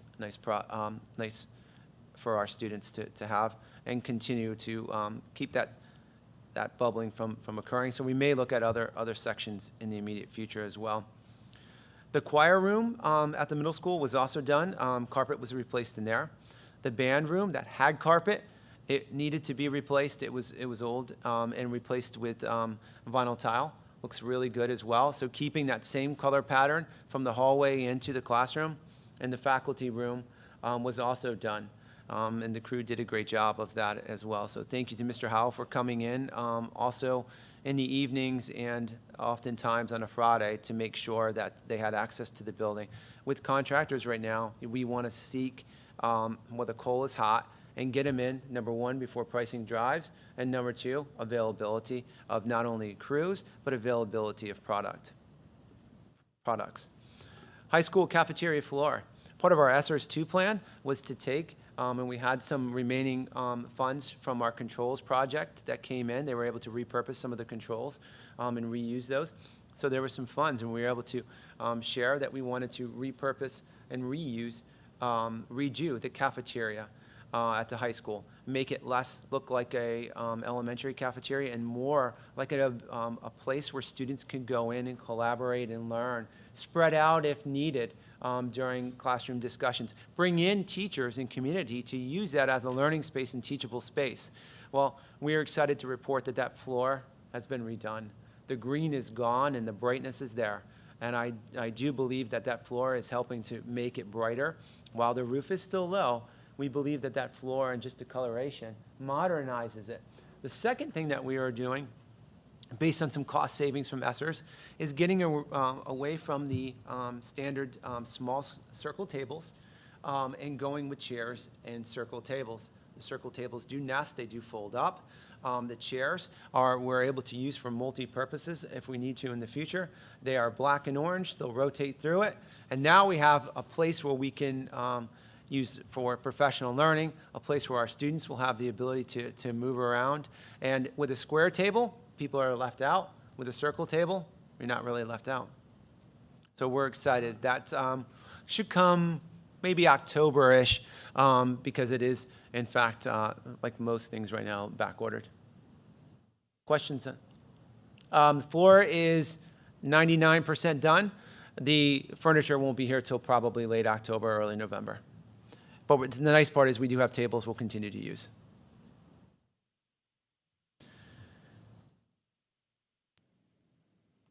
The maintenance and custodial team have done an excellent job of cleaning. They've done an excellent job of making sure that the tile floors, the floors are shining right now. The work that goes into it, the top coating that goes in, the gym cleaning that occurs, the cafeteria cleaning that occurs. Just a phenomenal job that they're doing and working through with that team clean approach. We have some EFIS repair work, so when you walk outside, you'll see our EFIS repair. We talked about that as well. There's some, the caulking that was there in between where the joints come together was fading and deteriorating. They're coming through, putting fresh caulking through those areas. There's some holes you'll see at the bottom of Mr. Funk's office where the insulation was coming through. That should be repaired as well. And some other holes and patches. What happens with EFIS, it's a very soft surface, and in the inside is an insulation. Well, anytime water gets in there, it can damage it very quickly. So we want to make sure that we have the integrity of that and try to maintain that the best we can, because we don't want it penetrating in and causing any type of discoloration and any type of issues as it comes in. We're looking at the future Esser's roof repair, as you saw from the agenda review for weatherproofing, and we're excited to await some cabinets from our vendor that comes in, and we will remove and replace a segment of cabinets in our middle school science lab. That has been, I think, a point of discussion for a long time. We could not. We went to vendor to try to get measurement after measurement after measurement. We finally said we're going to order, and our team is skilled enough. We'll make them work. And we believe that we're going to put a series up and seeing if that helps, and then we'll look at continuous replacement if that does seem to have an improvement. Questions on any of the projects? There are lots of projects. Do we have anything about the bleachers? So yeah, I think that's something, and it's a great segue into our next, it's like you read my mind, a next slide, which is feasibility and enrollment study. And I think the feasibility and enrollment study will segue into it. So I think that's something we want to do before we tackle in to some of these larger projects, because of cost. And I think it's really going to be integral, because they may see X, or they may say Y, and they may say Z. And that's something we may want to take a look at as a collective group and say, we may want to bundle these together and get that done. So unfortunately, my recommendation would be we wait a little bit on that and see what this feasibility and enrollment study comes back, and what the architects and engineers come back through as experts, and look at our whole educational planning and bring that back. Before we segue, where are we with the bathroom stall doors? They're called Heine hiders, I believe. It's a great question. The gentleman was called. We had a quote last year. Last summer we got a quote on it. The quote did go up. The problem with the bathroom doors right now are they are not available. They're not available. He's looking at 6 to 9 months before they'll even do a PO on them. And there's like three companies that make them. Instead of replacing all the petitions, we're only going to do the doors. We're actually looking at repurposing the doors from the high school with petitions into the middle school to save some money that way. But the gentleman I talked to, Max, I think Mac or Max, is supposed to be calling me within the next 2 weeks to see if there's any blue, see if we can match that color. So that's what I'm waiting for right now. As long as we don't let it go. I think because first of all, it was initiated by a student, but I've heard other students talk about it. I mean, it was ridiculous from day one when they put them in 22 years ago. But and with transgender, everything else, I think privacy in the bathroom I think it needs to be priority. Right. So, I mean, even, and I don't mean to be hokey, but even if we could get something made out of wood material and put it in and paint it to match or something, and not look horrible, but there's got to be a way. But as long as we just don't forget about it. And I don't know who that student was or those students, but I think if they come back to school and that's not done, because I know I've told students that was happening, someone should report out to perhaps that student group why or what's going on, just, Yep, I absolutely respect that, and we respect that student. And we had, I know Mr. Funk had a great conversation with that student who exercised and did a great job of expressing why and how, and really doing a good job of advocating. And we want to continue, not from lack of effort. We'll continue to look at what the best product is at that time. That's going to be available that we can get going. And as soon as we get something that's available to us in a decent quote, if it takes 6 months, we'll communicate it back and we'll get it ordered and get it ready. I will give him a call this week just to follow up, make sure he didn't forget about us. But I just talked to him like a week and a half ago. You guys know why those doors are small, correct? You know why they were small? I'm sorry, why? When the renovation was done, probably for the same school, reason that the urinals are only 18 inches off the floor. Yeah, the elementary school and the high school doors were switched. That's why they got the big doors at the elementary school, the small doors up here. And the administration can't, because the petitions are already drilled out and they're bad. The petitions down at the elementary school are probably going to be next year or the year after getting replaced also. They're getting bad. So I will follow up on that, Mike. I legitimately thought it was done for security reasons in case someone was smoking or something. Jason's just the only other alumni here. I just want to point that out. I did not have my mic on, but I just want to point that out, that he was the only other alumni in the room at the time, or I probably would have said Fry. So speaking, I'm going to do just a quick switch in the agenda and then end with athletics. But I think it's a good segue into talking about a feasibility and enrollment study really quickly, because the issues containing and pertaining to updating restrooms, updating different hallways, as we systematically look at where and how we want our master facilities plan to be, I think it's imperative that we look at a firm to come in and spending substantial time to take a deep analytical analysis of our buildings, our traffic patterns. They'll take a look at our mechanicals, including heating and cooling, our exterior facilities. They'll take a look and have conversations with us, some of our students, on what educational and curriculum planning and programming will be. And the firm that we select, if we want to move in that direction, will also take a look at enrollment patterns and growth.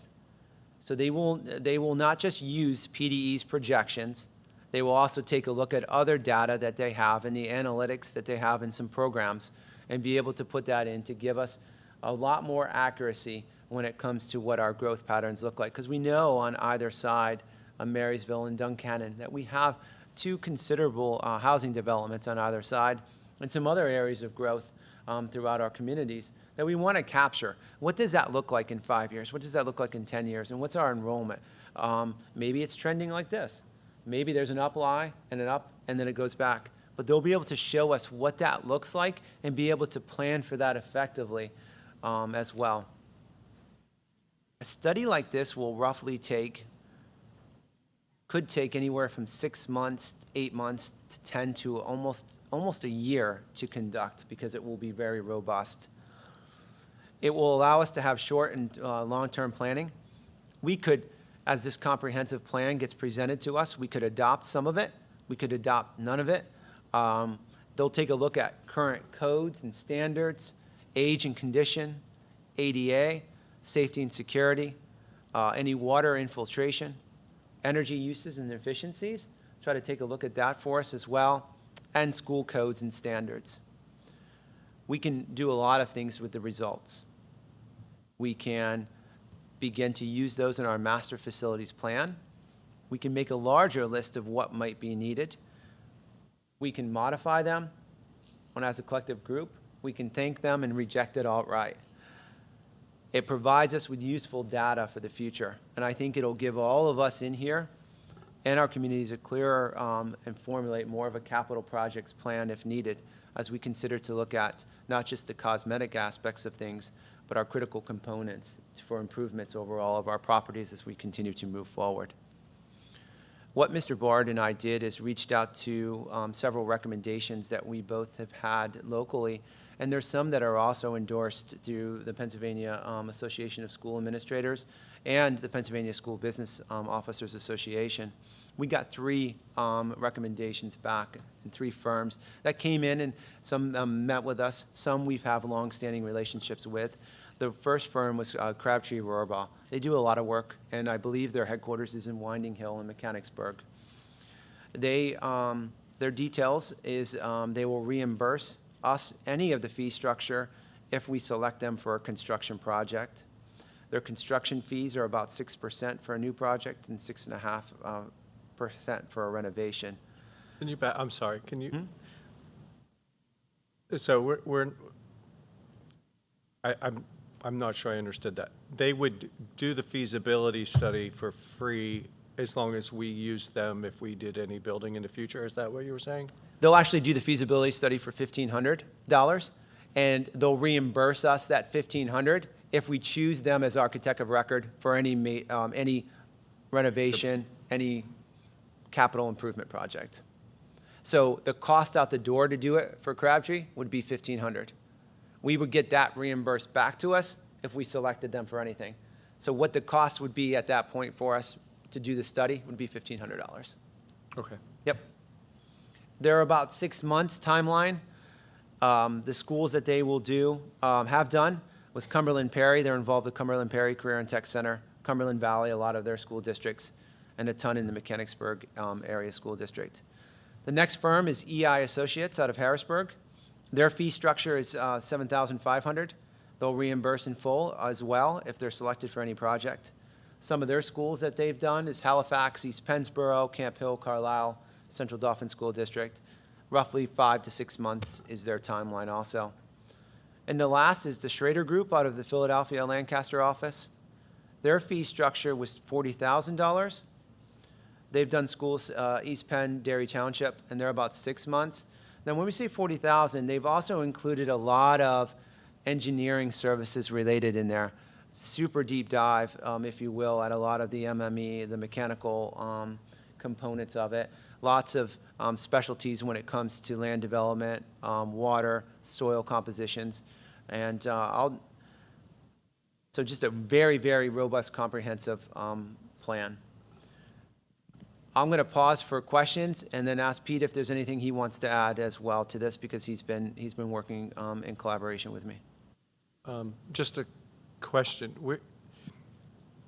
So we're looking to see whether or not our school district population is going to grow to the point that we would need to build in the future, correct? That is one aspect of this plan, yes. So doesn't make sense to me that we would spend $40,000 to have our soil evaluated if indeed we know immediately right off the bat we're not going to be building. If all we want to figure out is whether it would be feasible to build or not. So I'll address, Dr. Jones, your question. So what the Schrader Group's proposal was more indicative of was a deep, comprehensive. They included more billable hours for engineers outside of what EI and Crabtree did not do. What they do is Crabtree and EI, they both are based on the assumption that when how the process works for a feasibility study is you engage with one of an organization, they come in, they study, they meet with you guys, and then the board has a couple of options. After a public presentation, the board can adopt the feasibility study, they can disregard the feasibility study, or they could do absolutely nothing with it. They just absorb it and they do absolutely nothing. If they adopt the feasibility study, the architect becomes the architect of record, and you begin a project, one of the options that they have proposed for you guys. When you adopt it, they do then refund, or they credit you back in one of their subsequent invoices. They'll credit you back the fee that you've given. But you don't have to, like in Schrader's group, they do have a lot of engineering things for land development, for stormwater, for sewer, for different things of that nature. EI and Crabtree will do that, but at a later phase of the project, if it's determined that a new school building is required, if one of the buildings, to renovate one of the buildings, or that some of the projections will indicate that one of the buildings is in need of replacement. Whether it is the high school, middle school, elementary school, if one of the buildings is designated to be needed to be replaced and cannot be renovated, or the renovations would outpace the cost of a replacement building. That is not exactly where we're going. The idea is to get a blueprint as to where the district needs to go. It's been about, Crabtree Rohrbach has been here before. As a matter of fact, they did the last project here in the early 2000s. I think around 2000 was the last time they did so. The Susquenita School District has done something, and quite frankly, that is way too long to have something done. And so I am of the estimation that we need to do something, so that, number one, we have an idea as to where the district is moving, not only in terms of enrollment, but also in terms of academic programming, in terms of the buildings and what kind of taking a deep dive as to what the buildings actually need, and also building a long-term capital plan that is not just kind of thing that puts something together. The Schrader Group's main, they're very good at putting together long-term plans. They've built, as you can see, we have, Dr. Fox has shared with you all their proposals, and you could see their in-depth and how many engineers they have on site and how many engineers they have that they would bring in. And I think that might be a little that might be a little more than what we need at this point in time. I think that's why their fee is a lot higher than EI and what Crabtree is. But because of the fact that Crabtree Rohrbach has they already have some of the blueprints of the building, some of the buildings that they've done here already. They already have some of the work of the building. I think they may be, and my recommendation would be to adopt and go with Rohrbach and Crabtree Rohrbach. Number one, they are the lowest priced. Number two, they have the experience. The Crabtree Rohrbach's $1,500. That would be the $1,500 one, and they would be and Crabtree Rohrbach has the experience working with the district here. It is a relatively, to me, it is a very low risk to get an idea as to where the district is going from both a physical plan perspective and an enrollment perspective. Just for the enrollment perspective piece, you can't trust the PDE's enrollment guidance or projections for that, and I think you need to get an idea as to where you're going, both so that we have, from a budgeting perspective, you can look at a 5-year budget plan and say, all right, we know that we need major renovations at one of the buildings. That goes into Mrs. Kelly's talk about the bleachers, because if we put bleachers in the high school and the middle school, and then they come back and say, hey, you're going to need to replace the high school, we can't move those bleachers out, and you just wasted $300,000 on bleachers that you can't replace. Now, I will say this. You can say then, well, Mr. Bard, we're about to put this money on the roof. That's a little bit different of a story, because the roof, we're not going to survive in some of these areas that they scanned. We're not going to survive a winter. The winter will exacerbate a lot more problems with some of these roofs that we already have. So that's a little bit different of a story, and we're spending grant money on the roofs. We're not taking the money out of our general fund like we would be with the bleachers. So I think it's a much more reasonable investment to spend the grant money on the roofs than it is right now. With the roofs, we did actually be able to get a lot of the wet areas that they scanned. We're going to be repairing and replacing all the wet areas that they scanned and replace them and patch them over to kind of buy us some time to see what a potential feasibility study would show us. So in my estimation, long-winded, I'm getting long-winded like John, I gotta stop this nonsense. But to make a long story short, I think it is a very, very low risk to adopt the $1,500 feasibility study, get the report in 6 to 8 months, and then the board can, and with community input and the board as a whole, decide what avenue they want to take with Crabtree's expertise and report after that and move forward with that. And with that, John, I apologize for taking and monopolizing your time. No, I appreciate it. Questions? You know, I'm just thinking they all have a horse in the race, like, like they all want us to build. Like, and I don't know, I guess you just have, you know what I mean? I guess it feels like there's going to be a feasibility study and it's going to come out and say, yes, you need to build and we're going to build it for you. Actually, Dr. Jones, I will actually correct. There actually is, that was true about 5 years ago. Now it actually is not anymore because of the supply chain issues. Their architects have there's problems getting paint down to paint chips. Like they can't even get paint now, so it's actually a problematic. It's almost more headachy to build than it is to do anything else.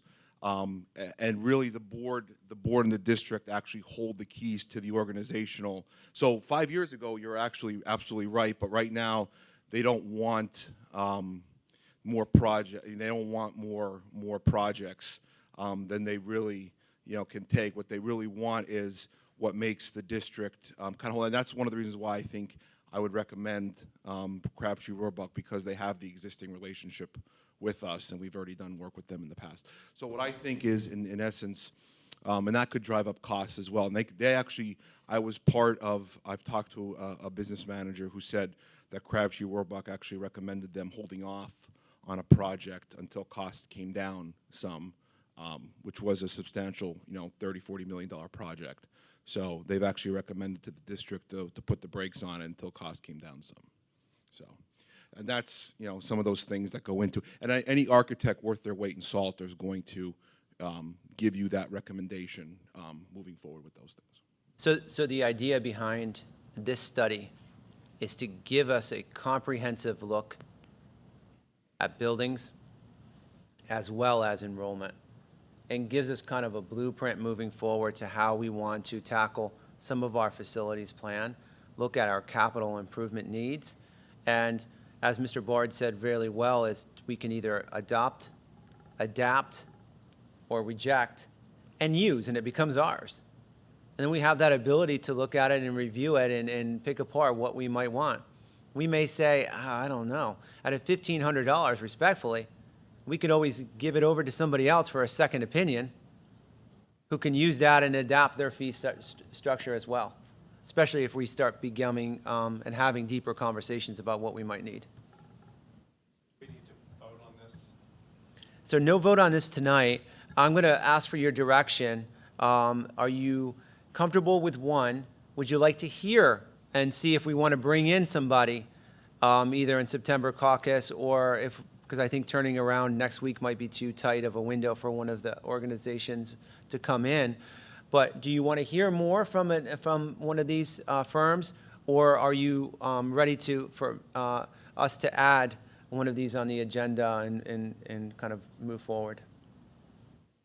I would be okay with adding Crabtree.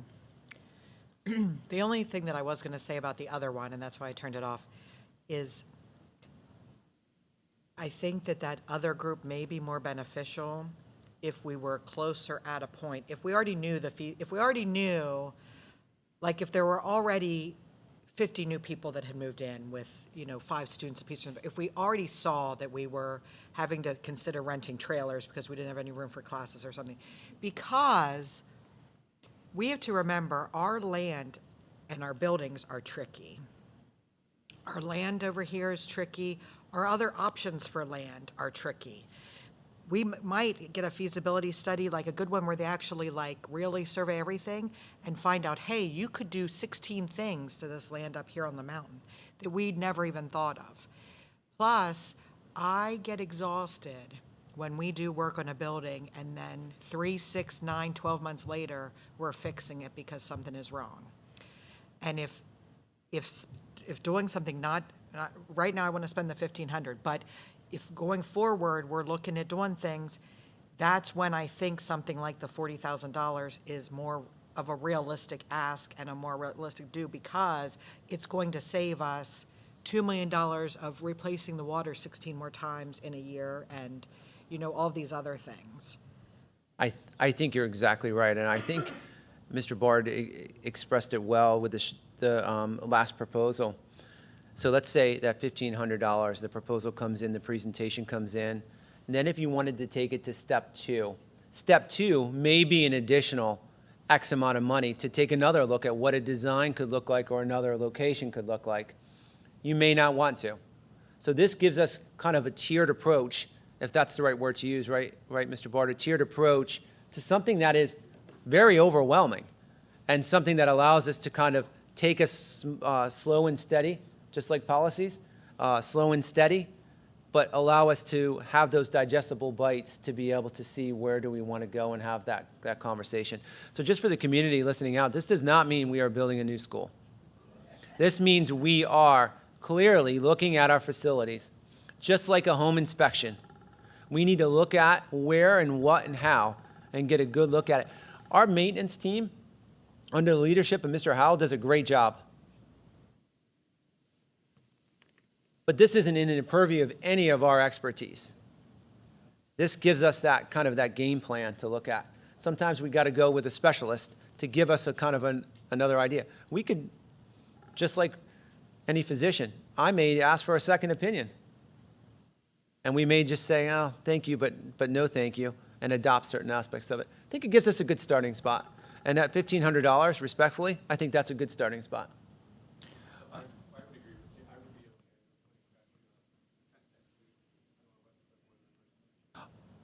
I think we need to hear more. I think the three of us not here tonight. I think this decision should be made by all 9 of us. Well, no, there's no vote.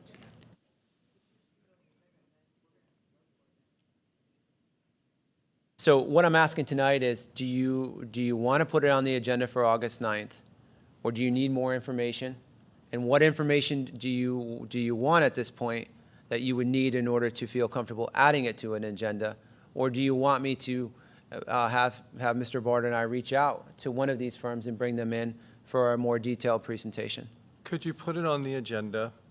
And then part of the discussion would be that you, again, with the other board members here, talk about what we talked about tonight. If the administration's recommendation is Crabtree, then we can always, if the other board members and we're not comfortable, then we could just table it.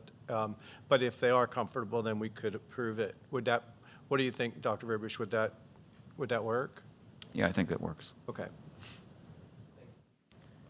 Thanks.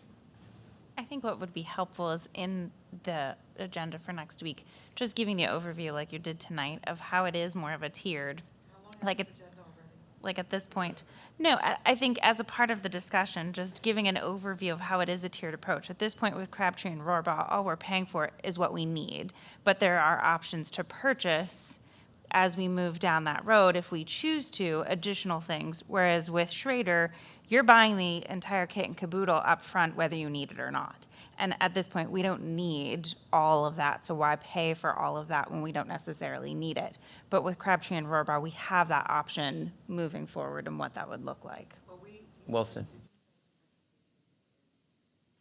Yes.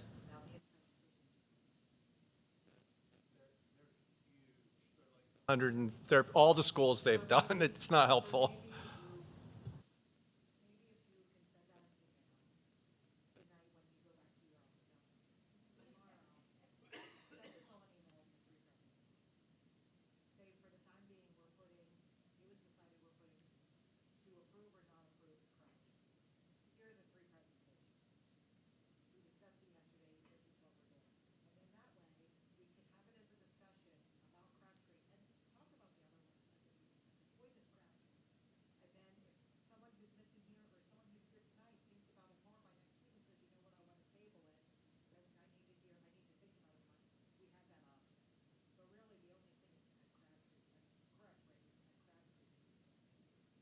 That's correct.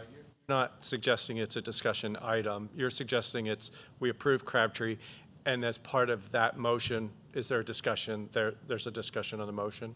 Okay. I can talk about it more again on the 9th to go over it again. Yeah, for everybody, the whole process again.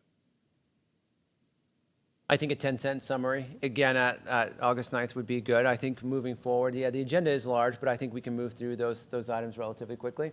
And I think a once over, I will share that information out in presentations. I'll try to condense them as well, so they're not as large, and it doesn't take you off to be able to open those. The full spectrum of proposals, the ones that are in the Google Doc, are large. That's what you'll have to get into your Google Drive in order to be able to get in those. And you'll see all the nitty-gritty that's in there from each of those proposals. I'll be honest with you, they're quite overwhelming. Really what we look at, they're very similar also, except for some of the add-ons, if you will, that the one firm added. But I like the idea of scaling up versus scaling down. Great. Thank you very much, everybody, for your input and guidance as we kind of begin to dip our foot in this important study. So thank you. Athletics, great way to end. I'm telling you what a better way to end than athletic overview. You planned that segue, so you saved the best for last. Absolutely. So we're going to end with okay, so let's jump Mr. right Funk. into, So we're going to end with Mr. jump Funk. right into what Mr. Weidel was saying, okay? I had my coaches meeting tonight. We've been planning. I put the turf practice schedule out for the entire fall. The coaches have had it for over a week. It is set that when they give us the field, the turf's practice schedule takes effect. I bought some of your expressions when he said, well, if we turn the field over to you Friday at noon, you can play that night. Because it's football, that's true. Okay? Having played on natural grass, having played on synthetic surfaces, football doesn't change with what you play on. Okay? It'd be nice to get on there, but our football players really, playing on that surface is definitely going to be incredible for them. But of all the sports teams, they would be the ones that could adapt that quick. Any sport, soccer's field hockey, where you have a ball rolling is a totally different aspect. It's a totally different game. Soccer gets faster. Field hockey literally is two distinct games based on the surface you're on. With that in mind, it just happened to work out this way. Our schedule is really front loaded with away games. We had 2 home scrimmages. The boys scrimmage was that first Saturday. And we knew we're not going to be able to play here, and it's against Hanover. And I called their AD, Adam Maurer, and they're in the exact same position we are. They're getting a brand new turf field, and it's literally the same schedule. So Susquenita Township, their AD is a great lady, and Vicki is arranging us to use their field on that Saturday in the afternoon. And again, because she's so gracious, and we're going to reciprocate if we can, she's not going to charge us other than like custodial fees for someone to be there. So we don't have to. Now, granted, we're not going to use our locker rooms or anything like that. We're just going to show up and play, and Hanover's fine by that. And then the boys soccer has a home scrimmage, but we're going to play that on the practice field, which is 100 yards long, 60 yards wide. So it'll be a little bit shorter than the game field, but that was always sort of the plan, because even there, if they had turned the field over to us on the 23rd, I wanted to have as many teams practice as much as they could. So that soccer scrimmage was always going to be on the practice field. With the idea of practices, and maybe it's not coming, we've also increased practice. For the soccer teams, we've increased practice area. We're using the baseball outfield. And we have Donnie, our field guy, is great, lined the outfield. It barely touches the infield behind shortstop. And it is, I want to say, 85 to 90 yards long and 65 yards wide. So it's a little bit shorter. You can practice, you're not going to play on it, but we can practice on it, and it gives them So we gives them two distinct, so the boys and girls don't have to share. We don't have to kick someone over by the elementary on the slanted, things like that. So that's all going to work out. So if we had to move the football game, and I've been talking to Ryan Anderson, West Perry's athletic director, and he is aware of the situation, and we have not decided yet whether we would just, hey, let's flip-flop home and homes this year. I'll have a discussion with him. I'll probably call him tomorrow after this we heard tonight. And it could be we'll move our game to West Perry, which would not be the first time. 22 years ago, when my first year here, we played our home schedule at West Perry because the stadium wasn't ready. So we played over there on Saturday afternoons. So it would either we flip-flop home and homes, which means they host this year, which would give us 4 home games. We would get 6 home games next year. Or we move our game and I provide all the game help. It's basically our game, but we move it to West Perry, if that makes sense. So it'd be one of those contingencies. I don't want to move it to a neutral site or somewhere else. That's just not feasible. One thing to look at, if they would give it to us on a Thursday, we could turn around and say, do you want to play Saturday? Okay, we could do that. And again, there are things they've all been mulling around because it really does depend, and we have time because practices officially start the 15th for all sports. That's the official PIAA start day. But next Monday, the 8th, football has to do their heat week. I can't say the word. Thank you. I'm a stutterer. Acclimation. There you go. But a stutterer to think about it, I can't say it. So they actually start next week, and then we go into the whole thing. So again, I intentionally scheduled scrimmages away, except for those 2. And if we look at, say the man upstairs says, I'm going to make it rain, and you're not going to play for another week, okay? Our first game is girls soccer on the 31st, and that is against Township. No, it's against Redland here. We play Township the 29th. I could go to John down at Redland and say, let's flip-flop, because the girls actually have more home games right now than road games, so it really wouldn't mess with their schedule. It's not a league issue. And field hockey then is September 1st. They're the next 2 games after that home football game, and we sit almost an entire week. And then September 6th, 7th, 8th, 9th, we play every night. If you were to see and I have a turf availability, which I use for the practice.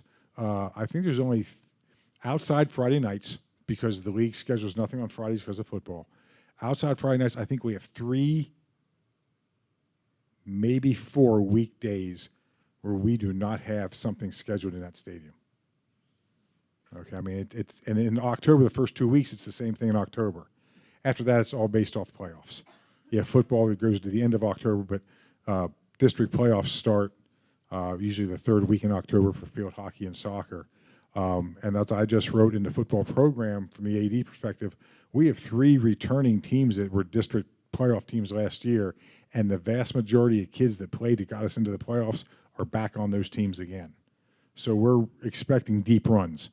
That's the expectation, and I know the kids are expecting that too. So, that opening football game and the first girls soccer game would be the 2 pushes that we'd have to look at there. Okay, I think we'll be fine. As I said to Dr. Fox, as long as we're ready to go inside that short track fence, we can play. We'll deal with everything else outside. Other things that I just want to touch on real quick. We start practice. We did physical nights for 2 nights. We had 89 students come in for physicals. We have at least, I think, 10 sitting in the office that have been turned in. There are others turned in ahead of time, and we know that we'll get more as the week progresses with kids to go to their own doctors and get the paperwork and do all those types of deals. The first night we did them, we had very few no-shows. I think we only had 2 no-shows. The second night we had more no-shows, but I know at least 3/4 of those had arranged other doctor's appointments, and they either told me after the fact or just didn't. We only had 1 student who scheduled it the first time and didn't come, and rescheduled the second time and didn't come. So that's a rising freshman. Maybe they just got confused. Ticket-wise, we have 52 home events this year. That's up from last year because field hockey is playing in the stadium. Everything is scheduled. Every varsity event is scheduled for the stadium. Soccer's JVs will start at 5:15. The varsities start at 7. If there is no JV game, it's a 6:15 varsity start. Field hockey is a 5:30 JV start with a 7 o'clock varsity start. And again, no JV game, then it'll be 6:15. So if you go on that SusquenitaBlackhawks.org website, all those schedules are there. You can tell right now, is there going to be a JV game? Just look at your varsity schedule. If it's a 7 o'clock start, there's a JV game. There will be some teams here in the next 2 weeks that will say, hey, we don't have JV, okay, because it's just a sign-out thing. Admission is staying the same this year. It's $2 a head for all regular season events. The ones that will be different would be, I have a JV field hockey play day set for October 15th. I'm looking for one more team to get 8 teams. We'll use both fields. That would be a $5 admission because we got to cover some costs, and we're actually asking for a small play fee. I think it's I think I asked for $125 per team for that. Right now we have 7 teams, 6 totally solid, looking for the 8th, and one of our West Perry they don't know if they're going to have the numbers for a JV field hockey team yet. If they don't, we'll probably just go with 6 if I can't find another team, which works out great. Everyone gets games on the turf. I have the officials lined up. We're good to go. That's the only special thing out there as far as admissions go. So everything else will be $2 a head. Field hockey, again, this year will actually be charging. The downside is that my game costs will go up because with the later starts, I'm expecting bigger crowds because kids start. So now I have to bring in, like last year for girls and boys soccer, I'd have 2 ticket takers. I was there as the game manager, and I basically was the security, and we had the person working the booth. This year, I'm bringing in 2 people to work security because I'm expecting bigger crowds, and they're all sitting on one side. Field hockey, we had to bring in ticket takers, and you always have to have 2 because there's money involved. You don't let one person sit there with the cash. So we have 2 ticket takers, 2 security, and so that game cost would be a little bit more. Officials so far this year, we are good across the board. The only one I'm having issues with is I've scheduled a JV tri-game night for girls soccer to get them games because we already know that there's league teams that don't have JV. So bringing in Millersburg and Lancaster County Christian, and we're going to play condensed but everyone will get 2 games. I don't have officials for that yet, so I got to go out and find officials. But other than that, we're good that way. All the bus schedules are good to go. The coaches, everything they've budgetary wise, we pretty much have in. I'm waiting for a call for our field hockey goals. We got new field hockey goals for the stadium. They're ordered, they're paid for, and I called the guy today and I'm waiting his call back to see where they are in transit. The only ones I'm not sure about are the soccer goals because that's coming through field turf. They're supposed to be handling those. Correct? That's the last I understood. The goalposts are a combo pack? No. The goalposts, I'm talking about the soccer goals. They are, but they're not connected. We can certainly reach out to Cody and They're soccer goals that fit underneath, but they're not the old standard double T or double H and then with the, because that's what we talk. If not, non-issue, I do have an extra set of goals. I just go out and get nets. Because what I plan on doing with the extra set of goals we have is putting them on the practice field, so each practice field has multiple goals. So this one would have 4, that one would have 3, which is what the coaches asked for. Still waiting on football jerseys. The pants are in, the jerseys aren't. Let's see what else we got in here. Theme nights. Want to talk about theme nights a little bit. Cheerleaders and the varsity club and myself and the band, we all sat down at the end of last year, and we came up with theme nights, and they're primarily the football game nights, but like the first night is supposed to be CBS Friday Night Rivals, us in West Perry. And it's also Neon Night. Then on the 9th, it's Youth Programs Week. And that's where every year we always have Sassy Soccer or the Youth Field Hockey. They always come into the games. So we're trying to bracket that Friday, games before it, and then the week after it, that the youth program kids come and get involved. You can't stay on the sideline. Although I probably will take the high school kids down the sideline like we did the first game last year. I got more comments about that from people that either saw the video or coaches that saw it that thought that was great. And the Camp Hill kids actually told other people that that intimidated them. I mean, that was neat. I mean, they were interacting with our kids, which was the whole idea. If they're thinking about the kids, they're not thinking about the game. That's the coach coming out in me. The 23rd is our homecoming. It's also the blackout/pink out for the cheerleaders. The 14th of October is going to be our first responders military night, band alumni night, and it's also going to be senior recognition for boys and girls soccer, field hockey, cross country, and our independent golfers. Field hockeys and soccer always have their own senior nights, but traditionally they're smaller crowds. So last year I tried to incorporate it into our regular senior night, but this year I'm just doing it a week early just for them. So it'll be a shortened version of what we do for football, band, and the cheerleaders, the last home game, because they've already had one, but I want to have them recognized in front of a couple thousand people that we get there, just so they can see there, and people can see them there too. Varsity Club is planning some halftime activities, probably more for the winter sports. Depends on soccer and field hockey halftimes. We were down at York Catholic last year for the girls' basketball district game at halftime. You wanted to try, it was $1 because I think you hit the rim. You pay $1, and if you make the shot from half court, you got a Sheets card. And they were coming out, and we were sitting there going, that's a great idea. So we're going to try to incorporate some of that. And with the Meet the Teams night, which is tentatively scheduled for the 25th before the first football game, we're going to do, the band's going to, like we did last year, the band will come in, we're going to do part of their show. We'll have all the youth teams in the area march in, the bike club, our teams.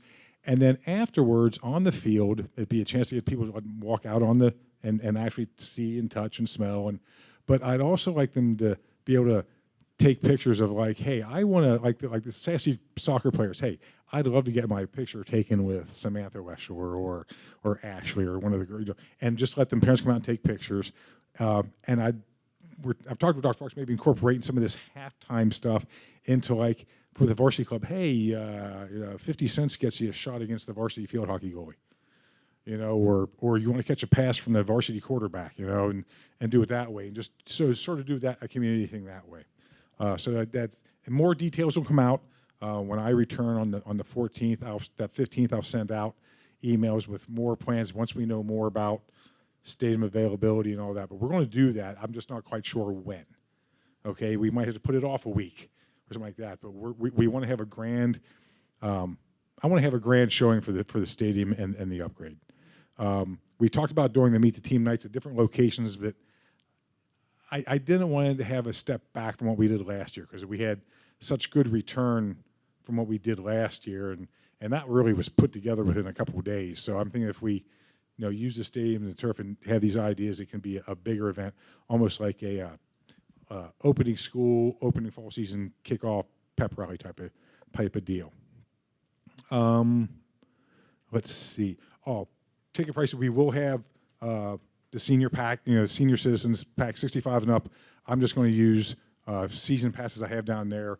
They'll be in the office starting on probably the 16th, and they'll come in and show us, and we'll write their name on it. If someone wants to buy a season pass, it'll be $50. 52 home events would be $104.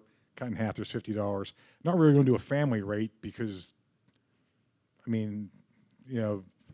that's already a 50% reduction across the board. So if you want to buy 4 of them, you're still saving $200. So just do a $50 card, and that gets you into all 52 events.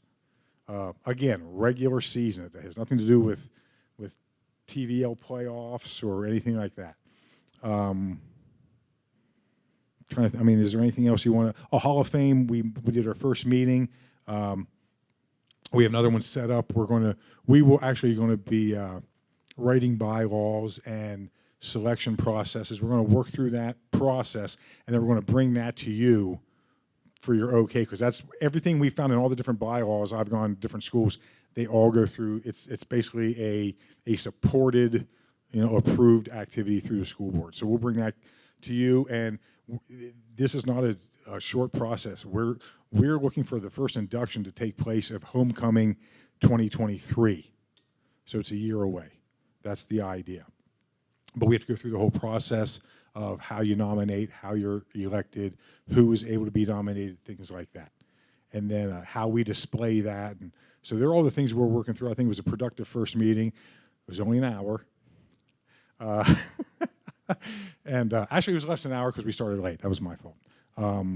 But our next one is September. It's early, right? Or is it August 29th? August 29th, yes, right before September. So we'll have that in the next meeting coming that way too.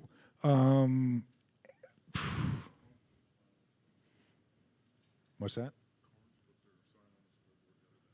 Carnes put their sign on the scoreboard the other day. Okay. So due to the transition of Matzo Balls Market to Carnes Market, Carnes worked with a local advertising company and just basically replaced the Matzo Balls Market sign with a Carnes Market sign in the exact same location, the exact same dimensions, and the exact same everything. Just updating it as part of their purchasing agreement when they took over all of the branding associated with that market. There was no financial incentive to us. There was nothing in terms of a extended deal or partnership, because that was not the case either. It was a simple sign swap. Do you have any questions relating to athletics you want answered or asked? And I'll sit here and stare at you. I think it all sounds great. And, I've heard a lot about community partnerships with youth sports, having at football. Certainly the week schedule is very packed, with the number of nights. So I would love to see the possibility now with the turf field, could we explore, that community partnership being furthered with those youth sports? SMFA has asked for 2 nights. Okay. Or 2 Sundays, and they're open. So it was I think what they're calling their parents' night or their parents' game, and then there it is. It's like the first Sunday in October, and then like the 23rd-ish, somewhere in there. And that's the Newport game, which they call the Perry. So, and that's also the rain date of parents, but if they're playing here, it shouldn't be a rain date. So we're still working out that. The 2 dates are there. I have to get them a cost of security and how many they would want. So we're going to do that, and they have to contact the security company. And then I'll probably act as the game manager, just to be there. Okay. I've also talked to Sassy Soccer about if they want to do any Saturday clinics, because they can do it, and we've always talked, as long as it's our kids and like they're doing that, it's when you bring other groups in that now we have to get into security, and we have to get into, if they're charging admission, then it's going to be something that way. There's never going to be, the lights aren't going to be on. Yeah, no. And I also reached out to the field hockey, same thing. Right. That we want to try to get them as we go in. And as I said to them, please give me the first year so we can see the impact of scheduling, because our kids come first, and I'm still from the old guard too, that something's got to be special out there to look forward to. That I don't want the youth teams on it for all their games, because then when they get to the high school level, there's nothing special. No, and I don't disagree with you, but I also think giving them the opportunity with the community to say, hey, we have, for them as well, that it's something special, also that the community and the taxpayers have, put their support behind this, and many of the students, or I should say the majority of the students who play on those youth sports are going to then be coming to our high school, whether it's on their travel team or whatever, to be able to come and then play on that. And so as much as we can support that, would also be great as well, to just have, again, that community collaborative where, like you said, not every weekend, but kind of something special where Yes, it's and a that's what game I'm or saying we two could a do. Yes. season that they can come and kind of get and that that's what we experience. talked about, and I was Absolutely. also asked this today, and I just thought it was general stuff, that our junior high teams were playing on that stadium too. So come this spring, the junior high soccers and the junior high field hockey are playing on the turf. And someone asked about today, I said, I thought that was a given to me. It was never, it's there. So, and then, and just, too, and my schedule will work baseball and softball onto the turf. So they can do infield and things like that, so that's the nice thing about with the track and everything else around and everything. We can have multiple things going on there. I'm also talking with cross country. I'd like cross country to start and stop in the stadium if we can do it somehow. Well, yeah, but then the course changed, and I was talking with Mr. today. Our course technically is a tad long as it is now. Yeah, it's supposed to be 3.1. It's 3 point a little bit more than 1. So, but they're good things to have issues with, and we can work around. So, yeah, that's the idea, is to put everything in there. We're as far along as we can be. Anything else? No, thank you very much, Mr. Quigley, and thanks for preparation in terms of contingency plans, which are important because, again, we can control a lot. Field turf can control a lot, but the one aspects we can't control, unfortunately, is the weather. We knew we had a tight window. We'll continue to monitor it, continue to be good partners with them, and just continue to have Plan A, Plan B, and Plan C and communicate it out the best that we can. So the more sooner we get to that date, the more information we'll have as things begin to evolve. Thank you. At this time, do we have any public comment on anything related to our caucus? So at this time, thanks very much for all of your time this evening. Thanks for your dedication. I look forward to seeing everybody August 9th or at the Marysville Lions Club Carnival.